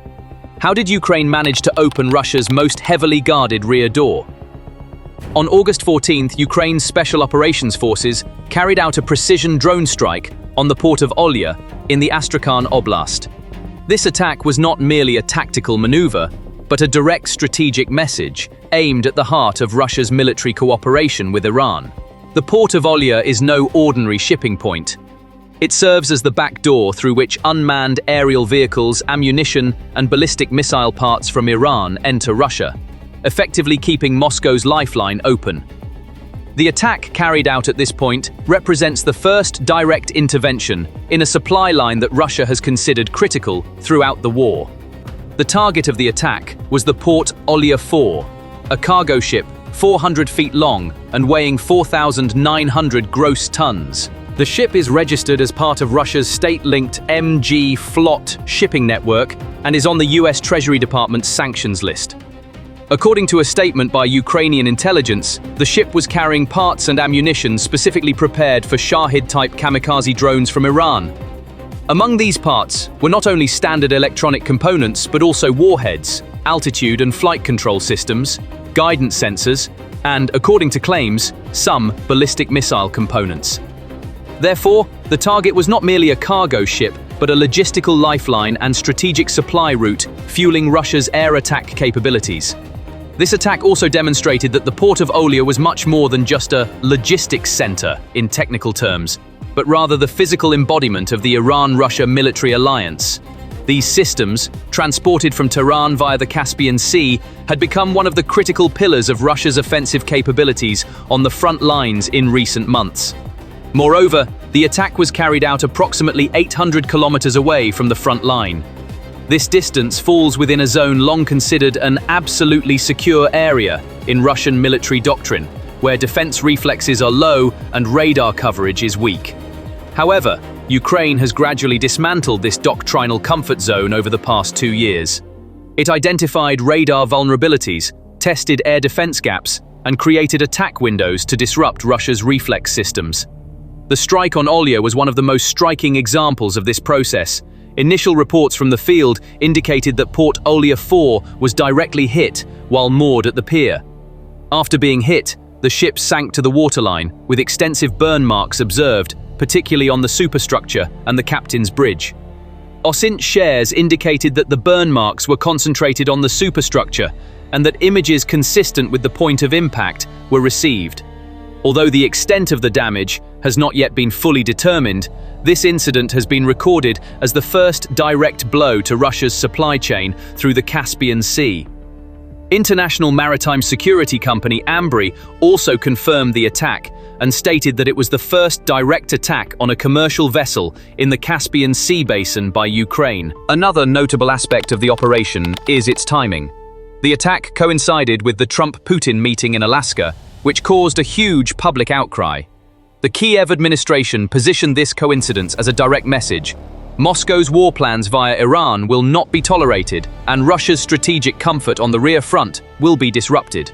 Ukrainian sources emphasize that the operation was carried out through joint planning between special operations forces and military intelligence units, and that the aim of the attack was to disrupt Iranian military shipments. The geopolitical significance of this attack stems from the fact that the Caspian Sea is a closed area for navies other than those of the Caspian Five. The 2018 Aktau Agreement clearly states that only the armed forces of littoral states are permitted in the Caspian Sea and prohibits the deployment of third country forces.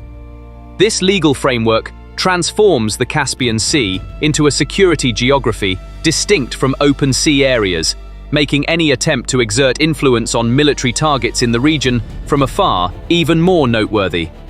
Olya is located at the Volga-Caspian estuary in Russia's Astrakhan region and is defined as a critical node at the northern end of the international north-south transport corridor. Russian and regional sources highlight plans to increase the capacity of Olya and Astrakhan ports under the INSTC and expand their logistical functions through special economic zone status. The Volga-Don and Volga-Caspian waterways connect Olya to the Azov Black Sea, Baltic and Caspian networks via Russia's inland waterways, but continue to face constraints such as seasonality, shallowness and lock capacity. The Caspian Policy Center and other analyses have documented that Iranian-Russian military and supply traffic on the Caspian route has resorted to methods such as AIS manipulation, blackouts and multiple STS transfers to avoid sanctions and monitoring mechanisms. General staff data revealed that ports and terminals accounted for a significant share of total successful strikes during Ukraine's deep strike campaign throughout 2025. The war is coming not with tanks, but with water tankers. In the streets of Donetsk, soldiers and civilians wait in the same line for water. The city's pro-Russian leader, Denis Pushilin, stated on August 25th that the solution was to seize the Siversky-Donetsk-Donbass Canal around Slovyansk. У нас в Донецко-Макеевской агломерации сейчас раз в 3 дня на несколько часов подается вода. А в Янакиево и группе городов близлежащих раз в 4 дня. В Мариуполе раз в 2 дня. In other words, the administration, unable to provide water, is trying to cover up the crisis by expanding its territory. However, it cannot even find enough water for its soldiers. This was actually an official declaration of the helplessness of the occupying Russian administration. Now, the burden of daily life also screams that this crisis is too deep to be covered up. The Russian administration is helpless in the face of the water crisis, which has caused people in the region to queue up in long lines in front of water trucks. While the water supply in suburban settlements, such as Yanakieva, has fallen to once every 4 days, in the city center of Donetsk, water that used to come every 2 days is now only provided every 3 days as the new normal. Moreover, the water provided is unreliable in terms of both quantity and quality. Aeration schedules usually only include 4 hours of distribution every 3 days. That is, between 5 and 9 p.m.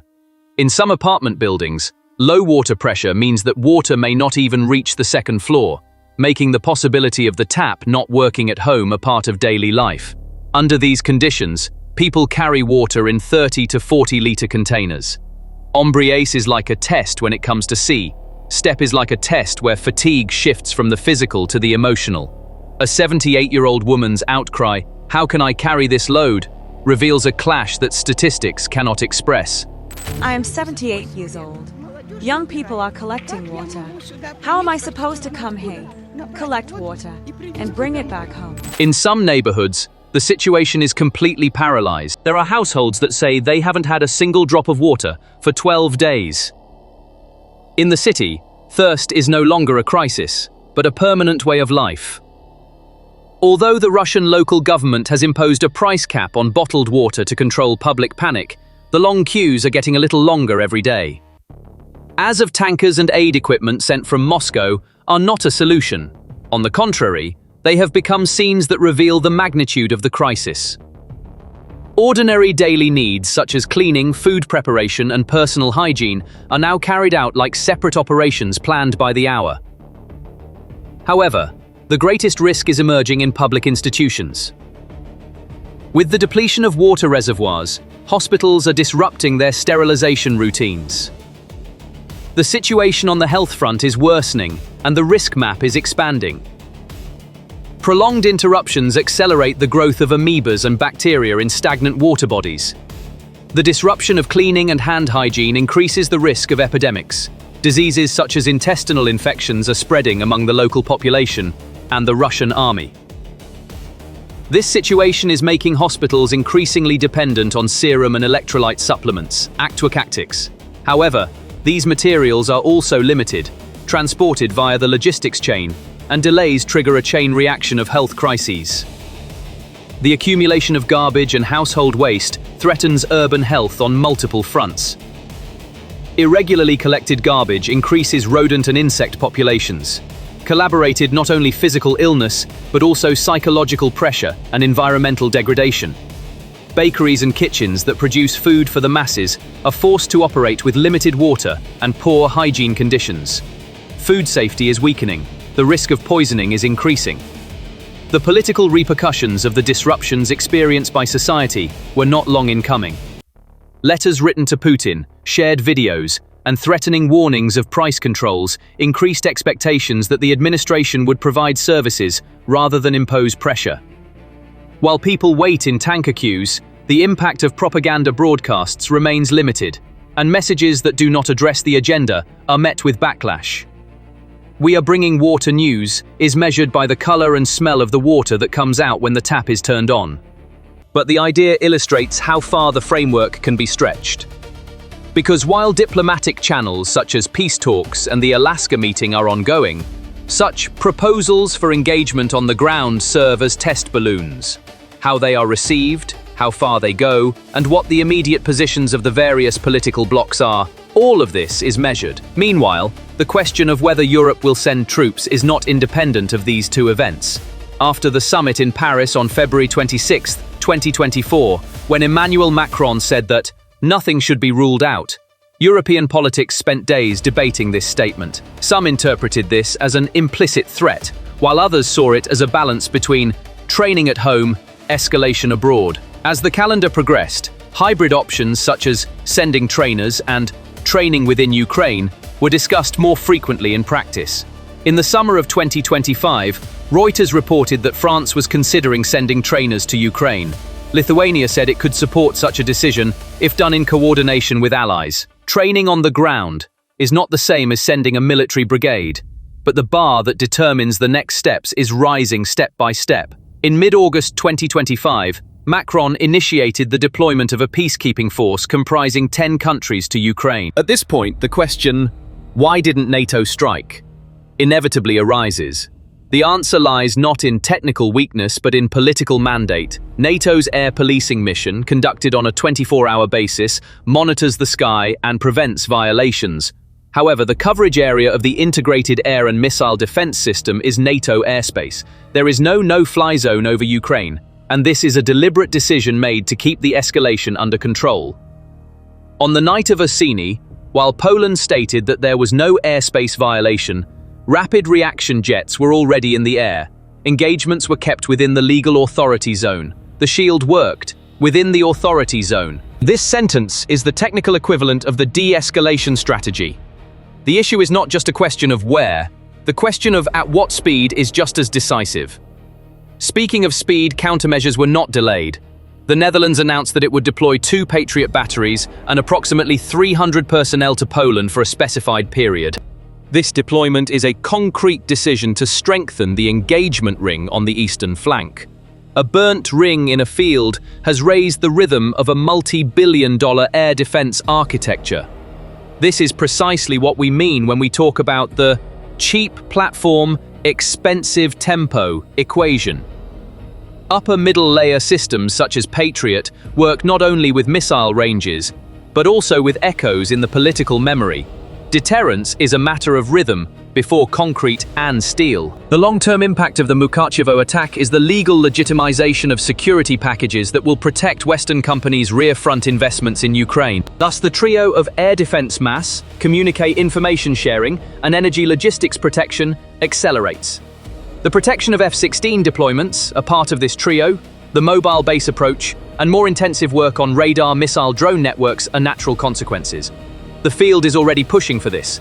Orsini and Mukachevo have become the political accelerators. So, what has NATO done concretely, and what will it do? The first step is to reinforce the shield within Poland. This means increasing the frequency of air policing sorties, AWACS patrols, rotations of mid-tier systems like IRIS-T NASAMS, and the density of sensor networks within the border. Some will say, you keep saying the same thing after every incident. That is correct, because this is the right protocol.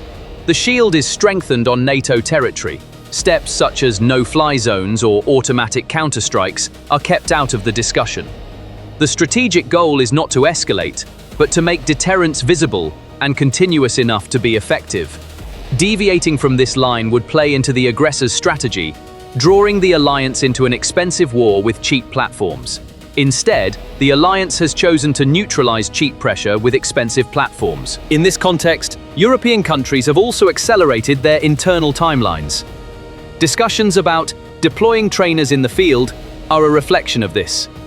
France's statement that it can send trainers, Lithuania's emphasis on yes if with allies, and the Baltic states' openness to training inside Ukraine options. These are not the kind of Western concessions Moscow was expecting, but they are interim solutions that harden the language at the table and meet the need for a faster pace on the ground. Training in the field does not mean sending troops, but it is an important break in the political psychology. The magnitude of that break will be determined by the Orsini-Mukachevo type incidents that will be repeated in the coming weeks. What was Moscow's calculation? To create grey zone pressure with low-cost platforms at the border and in the rear, forcing NATO into an expensive and exhausting tempo. But the opposite happened.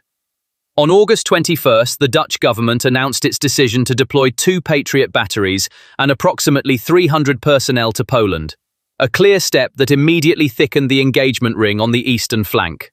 Why do we consider this a critical mistake from Putin's perspective? Because the timing and target set reinforced rather than disrupted internal balance in the counterblock. The phrase US property allows Washington to use both diplomatic and military instruments on a legitimate basis. Reuters data, on the wave of attacks, shows that the action was not just a routine provocation. 574 drones and 40 missiles indicate that this was not a test, but a wave. Such a wave pushes the US public opinion to the point of cannot be ignored. Discussions in the Senate and House of Representatives to reframe support for Ukraine also accelerate for this reason. Indeed, reports on the Washington Post's end-of-summer sessions show that new funds are passing through committee stages more quickly and that long-term programs such as USAI are being highlighted. This acceleration weakens the Kremlin's assumption that time is on our side. There was a simultaneous hardening on the European side. The EU's 18th sanctions package was approved in mid-July. The G7 price cap was lowered to 47.6, and measures were tightened in areas such as the shadow fleet and financial access. As part of the same line, the EU and the UK introduced a new wave of sanctions directly targeting Russia's shadow tanker fleet. These two moves are designed to narrow Russia's revenue channels and stifle its war economy. This pressure on energy revenues, combined with Ukraine's rear area attacks, has produced fuel shocks and logistical disruptions in the domestic market. Every item whose price rises or whose supply is disrupted is slowing down Russia's long war plan. The fuel shocks and logistical gaps Russia is experiencing on the home front, combined with these external developments, have made the Kremlin's playing for time argument more fragile. Since the summer, Ukrainian attacks on refineries have caused disruptions and queues in fuel supplies. Even Moscow's export bans and interventions in the domestic market have struggled to bring prices down. This picture illustrates that the war economy has reached its limits in the cheap production, expensive defense dilemma. The common denominator of all these components is not to offer Ukraine a one-shot miracle, but to keep Russia's decision-making and supply cycles under simultaneous pressure. More Patriots, more frequent NASAMS IRIS-T, intensive AT-CMS, ERGMLRS, Storm Shadow, Scalp, and if possible Taurus. On top of that, the Abrams-Bradley engineering triad and accelerated combined training. The result of this mix will be an accelerated version of the pattern seen on the ground for 3 years. Delays in Russian command flow, thinning of the air defense network, grey areas in fuel, ammunition flow, and loss of initiative at the battalion level. The missile that hit US property punched a hole in concrete. The accelerated package punched a hole in Russia's decision cycle. These two incidents have cornered Putin. Whether or not Russia's move was deliberate is irrelevant. This was simply a critical mistake on Putin's part, because these two moves did not give Putin any tactical advantage. On the contrary, they exposed his hand. And most importantly, what comes next is a source of fright for Putin. Putin may have tried something, but his move backfired. Now the alliance and the US are in a position to establish a much stronger, faster, and legally justified mechanism for Ukraine. Thank you for watching.